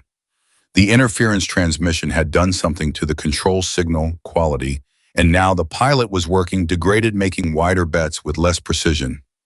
It was still dangerous, but it was less dangerous than it had been. She came out from the overhang at 0251 when the strike pattern had moved to the far western edge of the ridge, as far from her current position as it was going to get. She moved fast, low east along the ridgeline. At 2:55, the drone fired twice more and then went silent. Completely silent. She waited. 1 minute. 2. Hendrix, quietly. Signal. Gone, he said. It pulled back. I think it ran out of ordnance. She stood on the ridge in the dark and let that land. The drone was gone. The ridge was still standing, but something else was happening, and she felt it before anyone reported it. The valley below, which had been quiet during the drone engagement, was no longer quiet. Miller, she said his name like a question. I see it, he said immediately. South approach. They're coming. Sergeant, they're coming right now while the drone had our attention. It was coordinated, she said. The drone wasn't the assault. The drone was the preparation. While 8 people pressed themselves into rock and concealment, the ground element had been moving, repositioning, getting closer than any of the previous assaults had gotten before the engagement started. They were good. She acknowledged that with the cold respect of a professional for other professionals. They were very good, and they were 50 meters closer to the base of the ridge than they had been when the drone appeared. She ran the new numbers. The math was bad. She had 8 people, 2 of them running at reduced capacity, 1 still recovering from the impacts of the drone strikes on her position in the hour before dawn, after a night that had asked more of all of them than any of them had believed they had to give. And the enemy had found a new angle. She made a decision that she had not made at any point in the previous 20 hours. All positions, she said, consolidate, everyone to the primary ridgeline. Leave secondary positions. Come to me. She heard the surprise in the momentary silence. Sergeant Walsh started. Now, she said, every person to the primary ridgeline, move.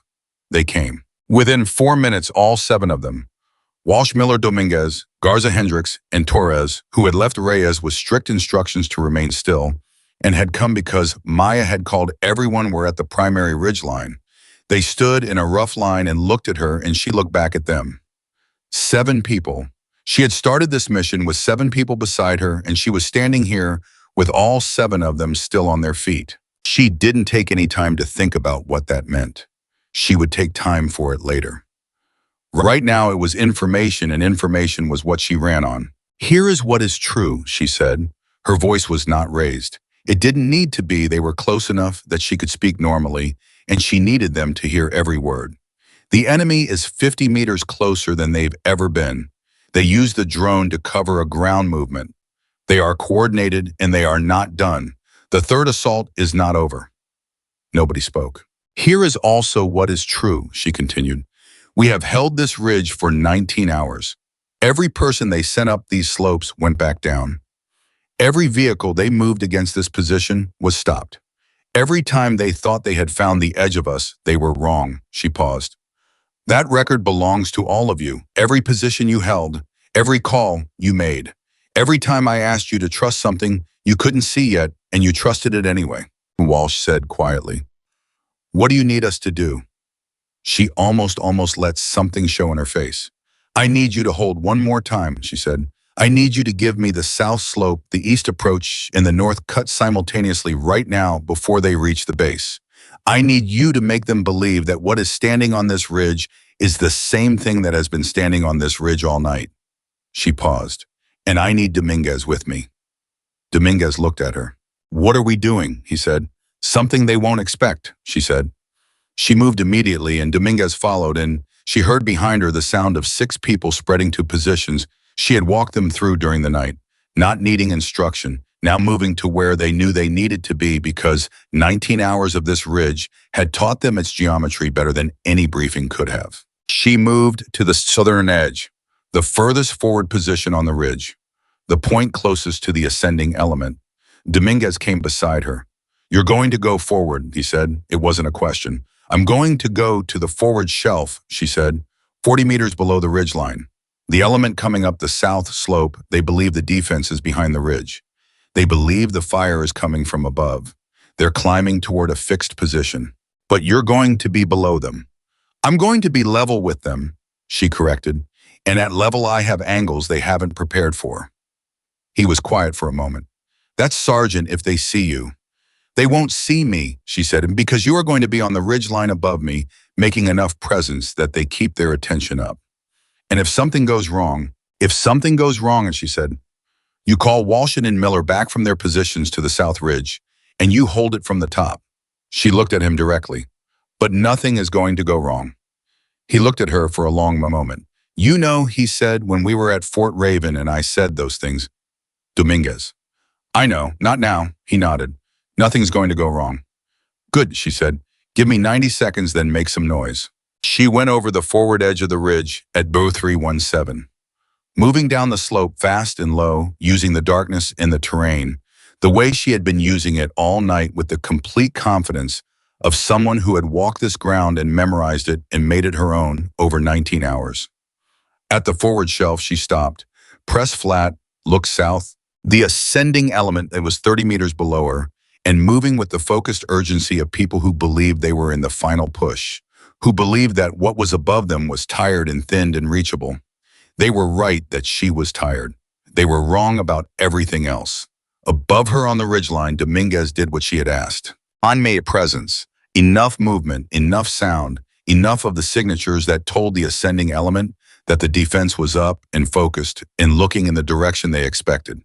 They kept climbing toward the ridge, and Maya Carter, 40 meters below the ridge, on the forward shelf, let them come. At Bush 323, they were 15 meters below her. At Bush 326, she engaged, not from above, from level, from the angle they had not prepared for, had not scouted, had not planned their approach to account for, because everything they knew about this defense told them it was on the ridge behind the ridge, shooting from elevation. Not meeting them at their own level, not this, the element stopped. Not retreated, stopped, frozen by the complete wrongness of what was happening, by contact from a direction that dismantled their entire understanding of the defensive position they were attacking. She moved immediately, changed position on the shelf, created a new angle, made the same impossibility happen from a different place. And above her on the ridge, Dominguez was calling the others. She heard Walsh on the radio, South Slope element has stopped. They've stopped moving. She heard Miller, I can hear it, what's happening on the South Slope. She heard Dominguez, his voice carrying something she had never heard in it before. Something that was not quite awe, but was the closest thing to it that a soldier allows themselves. Sergeant Carter is what's happening. At 0334, the South element began to withdraw, not slowly.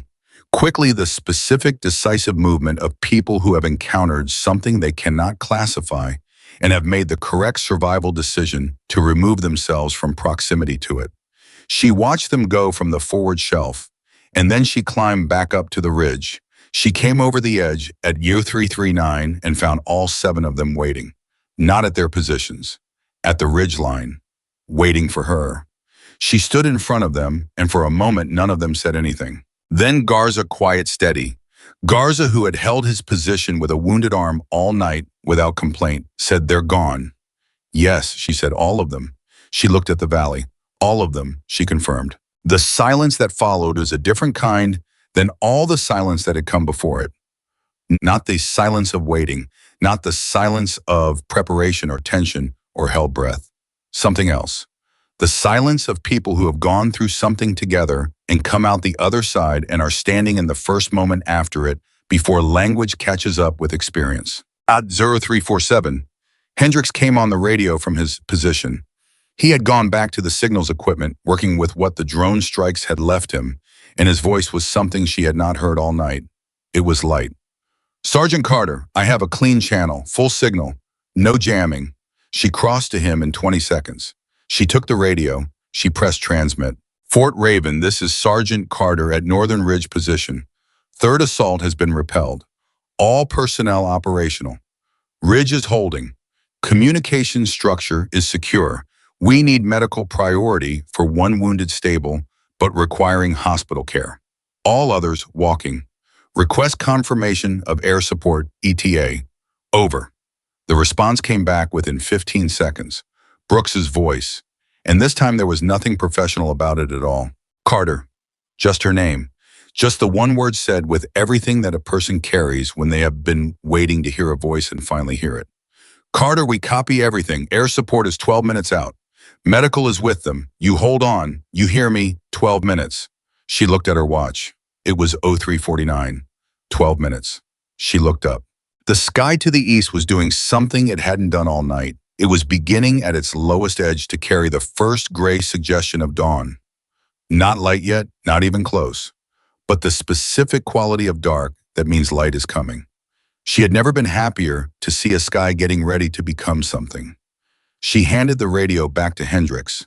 She turned to face the 7 people standing behind her. They were all looking at her. All 7 of them. Walsh, who had held the north cut when she asked him to hold it. Garza, who had pressed a field dressing on his own arm and kept shooting. Dominguez, who had started this mission looking at her from one side of a wall and ended it standing on the ridge beside her. Hendricks, who had held a transmission for 15 seconds while an armed drone found him. Torres, who had spent the night keeping people alive while everything around her tried to end lives. Miller, who had walked onto a dark slope to protect the communication structure and come back different than he went. 7 people, all present. She opened her mouth. She was not a person who made speeches. She never had been. The words she used were functional, specific, direct, aimed at what needed to happen. She had never spoken to a room and expected people to feel something from the way she arranged sentences. But standing on the northern ridge at 0349 with 12 minutes on the clock and 7 people looking at her, she found words that had nothing to do with function. "I need you all to know something," she said. Her voice was steady. It was always steady, but there was something underneath the steadiness that was audible now in a way it hadn't been for most of the night. "Everything that was held tonight, every slope, every cut, every position was held because of what each of you did, not because of me." She paused. "I gave the calls. You made them true. There's a difference." Nobody spoke. "When those helicopters land," she continued, "I don't want anyone telling a story about one person on a ridge. I want them to know it was 8 people, all 8, because that is what actually happened." Miller said quietly and without performance, "Sergeant Carter, with respect." He stopped, swallowed. "That's not quite what actually happened." She looked at him. "And we're all going to tell the real story," he said. "Every single one of us." She held his gaze.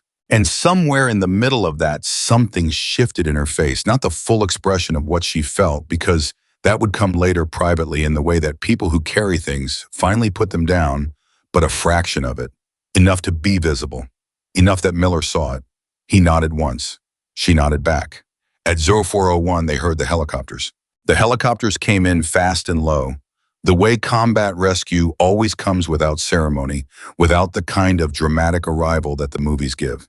It's just the functional urgency of people who have a job to do and are doing it. Maya heard them before she saw them, and she had been hearing things before she saw them all night. So that was familiar. What was not familiar was what she felt when the sound finally resolved itself into something real and close. Not relief exactly, not yet, but the specific physical sensation of a weight beginning to transfer.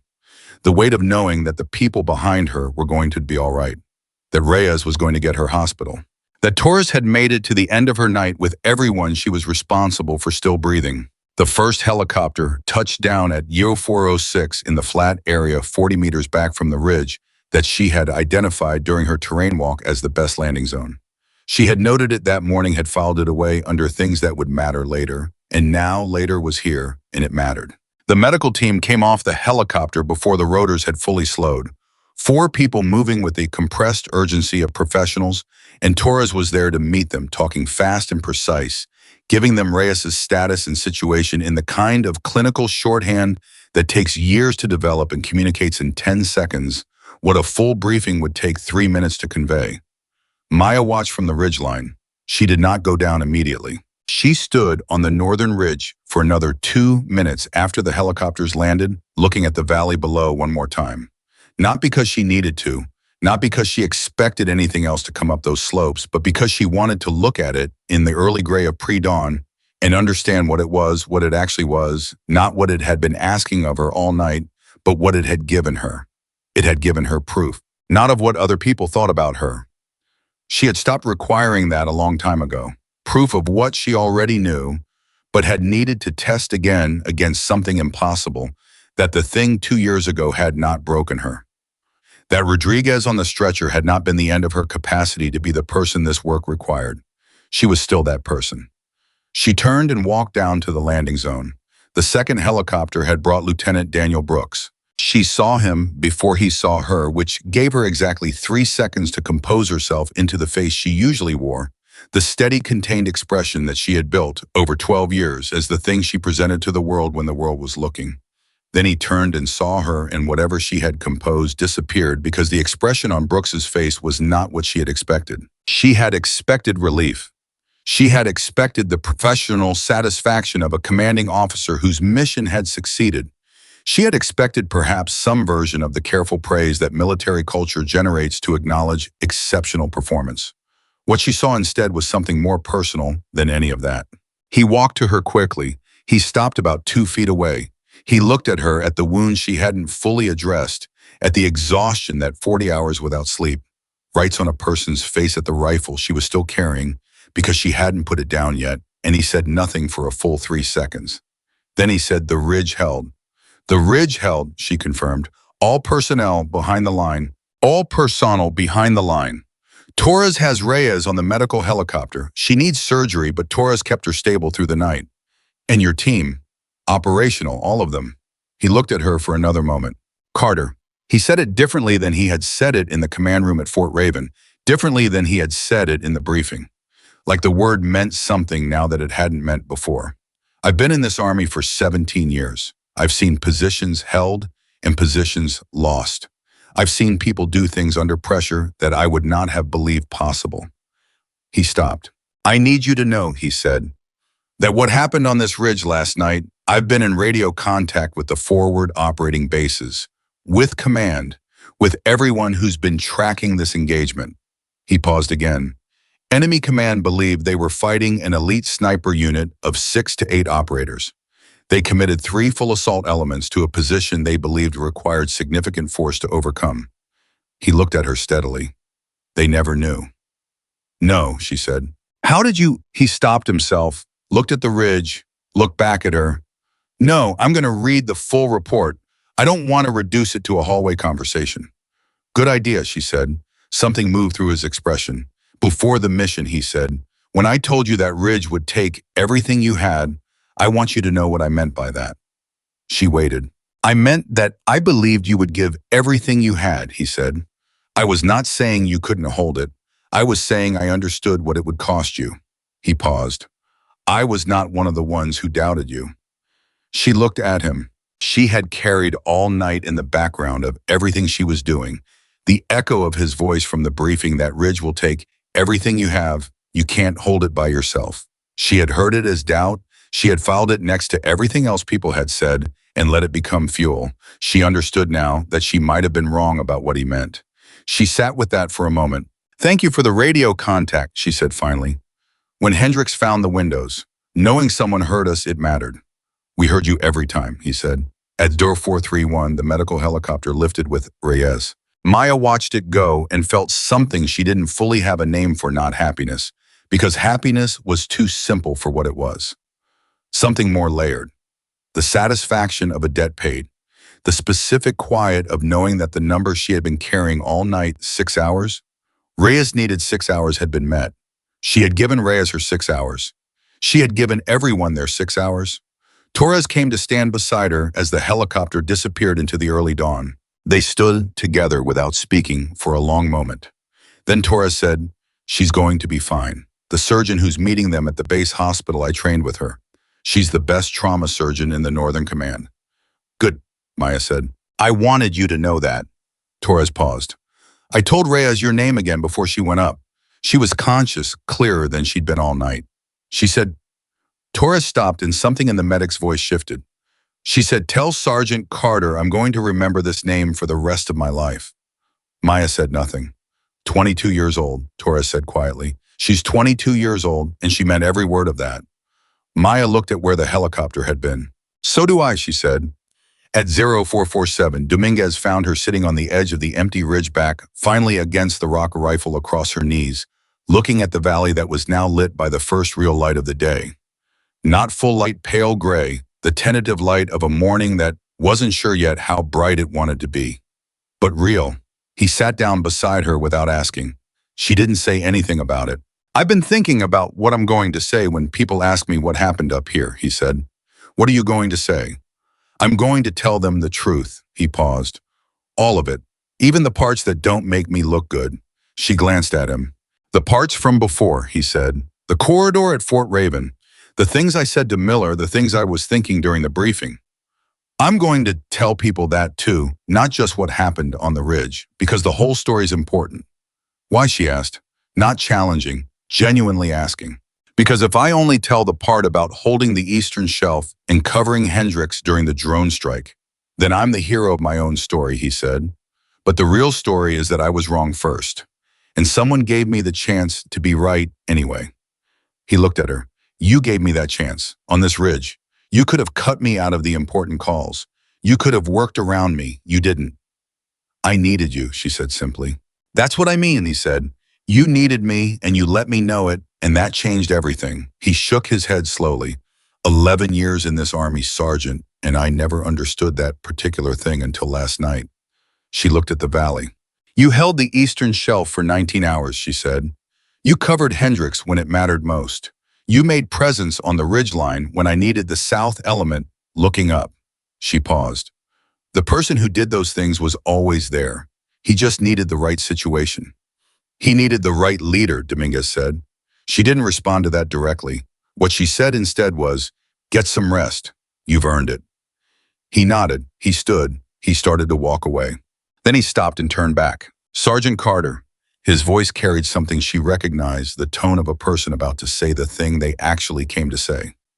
"Whatever happens with the formal reports, whatever command decides about commendations or citations or how they describe what happened up here, I need you to know that the people who were on this ridge last night, we know. We were here. We saw it." He paused. "You can't take that from us, and we're not going to let anyone else take it from you." He walked away. She watched him go.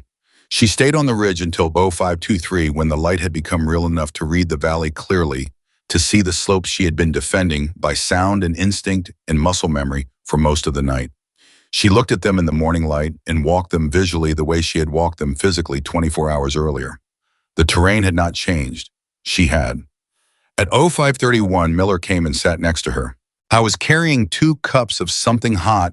She didn't know where he had found them, and she didn't ask, but she took the one he handed her and held it with both hands and let the warmth move through her palms.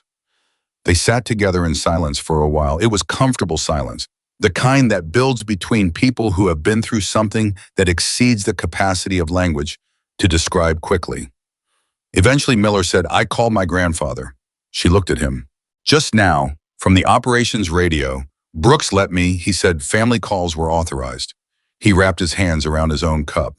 I told him what happened, not all of it the secure details, but the shape of it. The night, the ridge. He paused. He was quiet for a long time. My grandfather is not a quiet man. He talks through everything, but he was quiet. What did he say, she asked. He said that there are some nights that define a person, not because of what they do, but because of what they find out they already are. Miller looked at the valley. He said I was lucky to have been on a mountain like this one. And he said he wanted to know the name of whoever was running that ridge. He paused. I told him. What did he say? Miller smiled. Not a big smile. Small, genuine, the kind that doesn't need an audience. He said he'd like to shake her hand someday. Maya looked at her cup. Tell him the feeling is mutual, she said. The formal debrief happened at Earth 700 in a temporary operations structure that had been established at the base of the Northern Approach Road. Brooks ran it with a senior intelligence officer and 2 analysts who had been tracking the engagement from the forward command. All 8 of them were there. Maya sat at the end of the table and listened as the analysts presented what they had assembled, the timeline, the assault waves, the enemy communications they had intercepted and partially decoded the signals. Intelligence that had been gathering all night while the ridge was dark and silent from a communication standpoint. One of the analysts, a young captain named Solus, who had the focused energy of someone who spent most of their time looking at data and was occasionally surprised by what it showed, laid out the enemy command assessment based on intercepted communications. Solus said, enemy command believed they were engaging an elite forward sniper unit of 5 to 7 operators. Their assault planning for each wave was predicated on that assessment. The third assault, which included the armed drone component, was specifically designed to neutralize what they described as a highly mobile multi-operator team with exceptional terrain knowledge and coordination. She paused and looked up from the document. They never revised that assessment, she said, even after 3 failed assaults. Their after-action analysis based on what we've been able to intercept attributes the defense to an entire specialized unit. She paused again. They are still, as of this morning, attempting to identify the unit designation. The room was very quiet. Solus looked down the table at Maya. Sergeant Carter, she said, do you have anything to add to the timeline as I've presented it? Maya looked at the 7 people sitting at that table with her. She looked at Brooks. She looked back at Solus. The timeline is accurate, she said. The defense was conducted by all personnel present.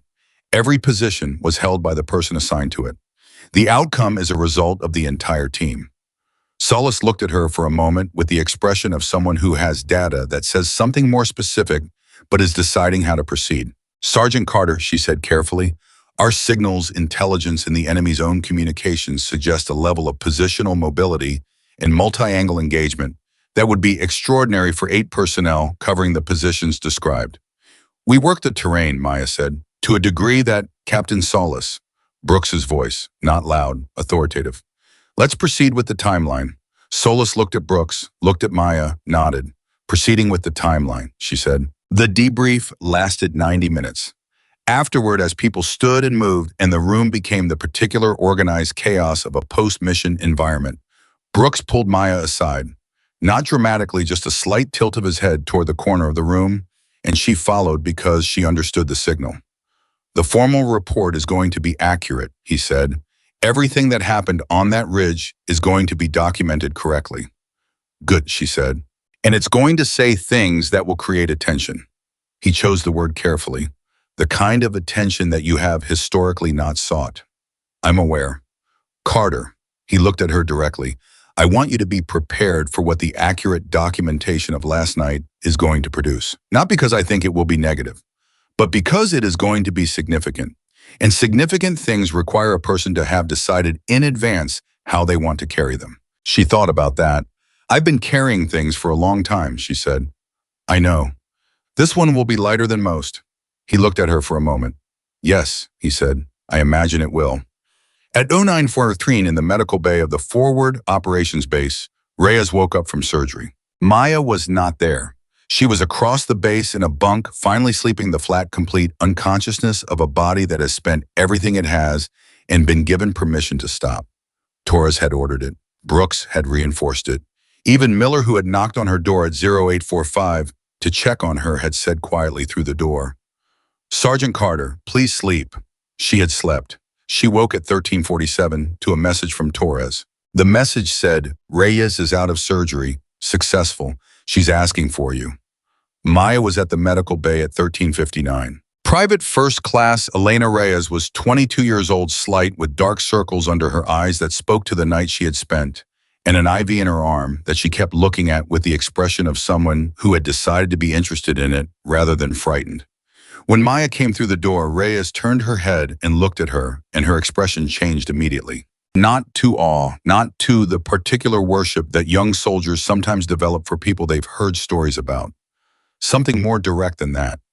"Sergeant Carter," she said, "Private Reyes." Maya stood at the foot of the bed. "How are you feeling?" "Like I was on a mountain in a firefight," Reyes said, and then despite everything she smiled. "Which I was." "You were," Maya said. "Torres told me—" Reyes stopped. "She told me what you did up there, not all of it. She said she'd let you tell me the rest. But she told me enough." She paused. "I want you to know that when I was in the structure and I could hear what was happening outside, I wasn't scared. Not the way I thought I'd be, because I knew you were out there. Torres told me you were out there, and I thought, I don't know. I thought if she's still out there, then this is going to be okay." Maya sat down in the chair beside the bed.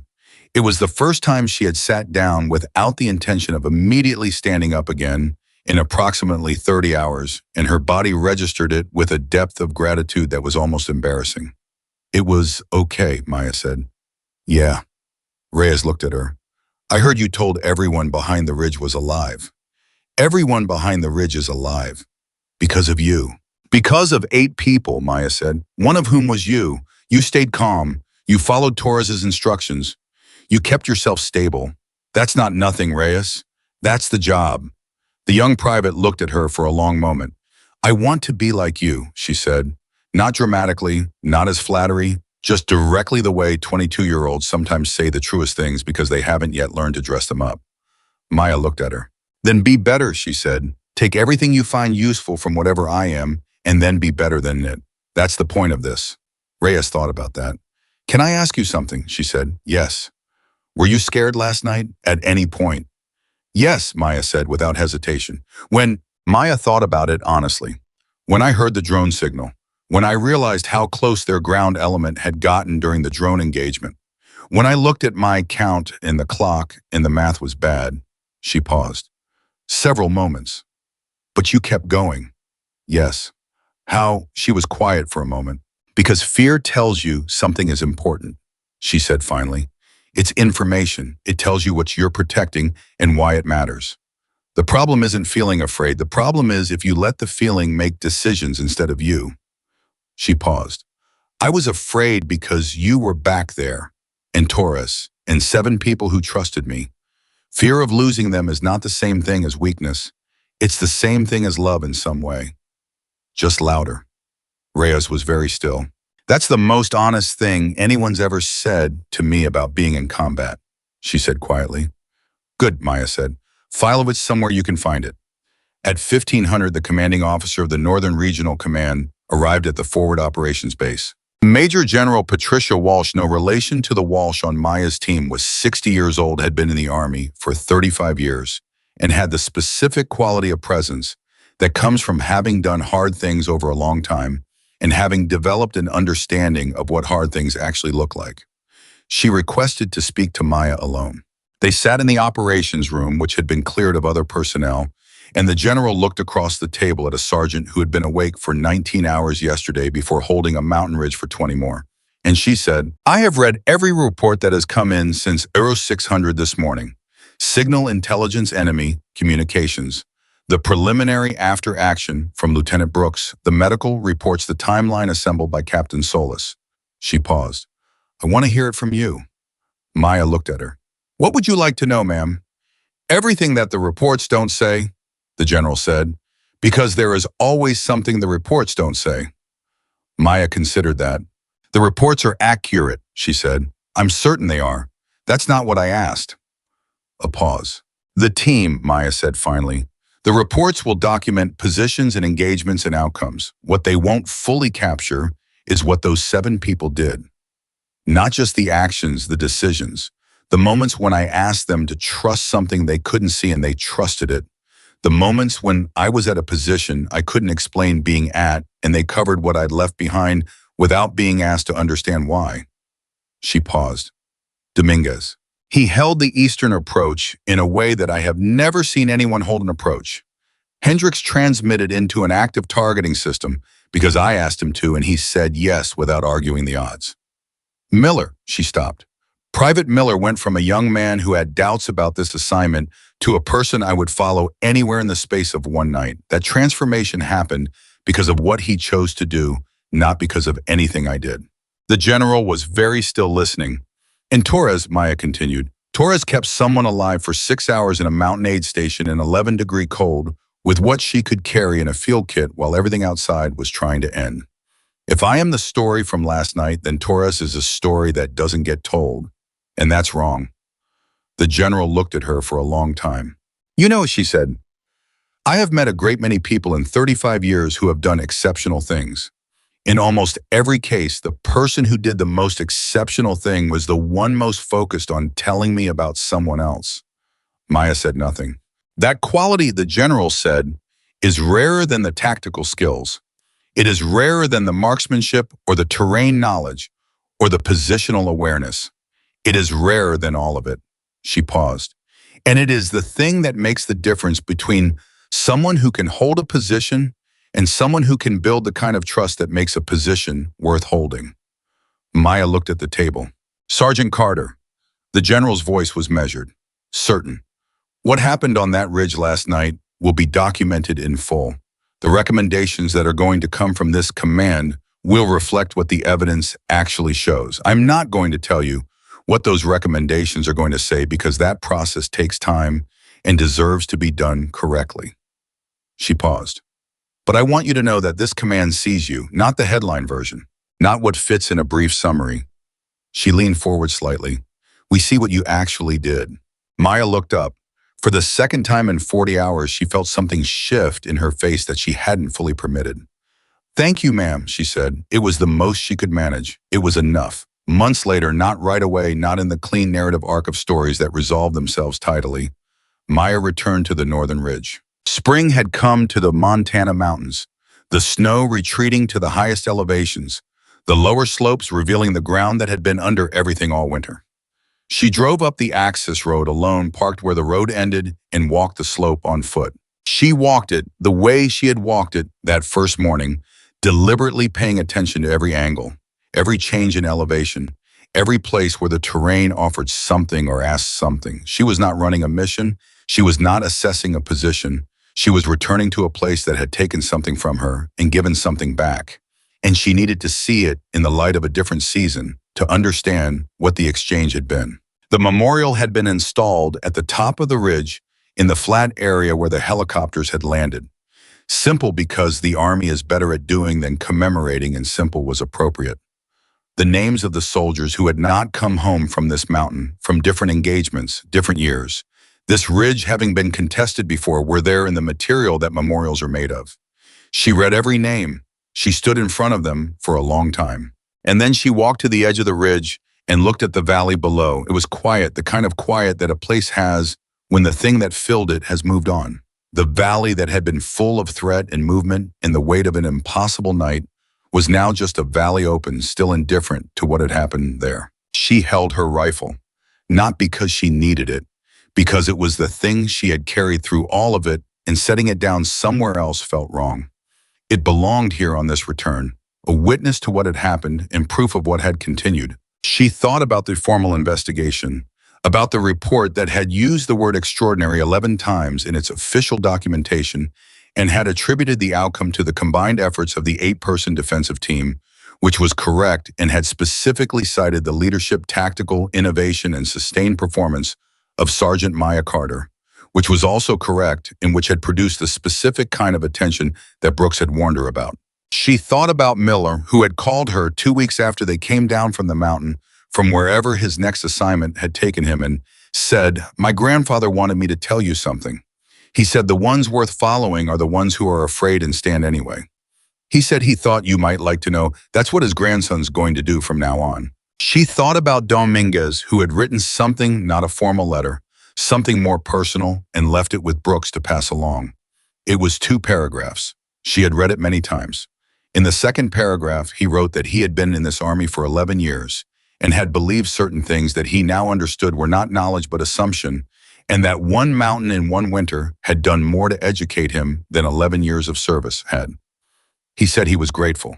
He said he hoped she knew what she had given him. She thought about Reyes, who had been discharged from the hospital 6 weeks after the ridge, and had sent Maya a message that said, "I'm going to be fine. They say full recovery. I start physical therapy next week. I wanted you to know that I remembered what you said. Fear is just love being loud. I think about that every day." She thought about Torres, who had been recommended for a commendation that the medical corps was processing, and who had, in the way of people who do extraordinary things without drama, simply returned to her work and continued doing it. She thought about Hendricks, who had given 15 seconds to an armed drone and come out the other side of it, and then gone back to his signals equipment and kept working. She thought about Garza and Walsh, who had held what she gave them to hold and done it without complaint and without question, and with the particular dignity of soldiers who understand that the work is the point, not the recognition of the work. She thought about Rodriguez. Still, she probably always would, but differently now. Not as the weight she had carried for 2 years, the evidence that she had failed. She thought about him as a person she had not been able to and who would have wanted her to try for the next one. And the one after that, she had tried for the next one. She had tried for all of them. And standing on the northern ridge in the spring, in the new light with the valley below, quiet, and the names behind her carved into something that would outlast all of them, Maya Carter understood something that she had been building toward for a long time without knowing it was the destination. She understood the thing she had been afraid of, not the mission, not the enemy, not the ridge itself, but the deeper fear, the one she carried beneath all the rest. The fear that what happened 2 years ago had taken something from her that she could not get back, that she had spent so much time carrying the weight of what she couldn't save, that she had become someone who was less than what she had been. That fear was wrong. The ridge had not taken anything from her. The ridge had shown her what was already there. At 1800, on an evening in spring, Sergeant Maya Carter shouldered her rifle, turned away from the valley, and walked back down the slope. She walked the same ground she had covered that first morning, the same angles, the same terrain, the same mountain that had asked everything of her and received it. The ground that had witnessed 8 people become something that an entire enemy command had misidentified as a specialized elite unit, because the truth 8 ordinary people led by an extraordinary one was something their intelligence had not prepared them to see. She reached the bottom of the slope as the light was going. She did not look back, not because the mountain didn't matter, because everything it had given her she was carrying forward. The final helicopter out of that valley had lifted at 0406 on a February morning, with all 8 personnel accounted for, all wounded receiving care, and the communications station intact and operational. The mission had been assessed as a complete success. The ridge had held. But what no report would fully capture, and what no citation would completely contain, and what no formal language would ever quite reach, was the thing that 7 people knew who had been on that mountain through the longest night, that the difference between a position that falls and a position that holds is not always the numbers, not always the equipment, not always the plan. Sometimes it is a single person who has decided that the people behind them are worth every cost, who has decided that fear is not a reason to stop, but a measure of what matters, who has decided in the particular darkness of an impossible moment to stand anyway. Not because she had no fear, not because the odds were in her favor, not because anyone believed she could, but because she did. And that was always enough.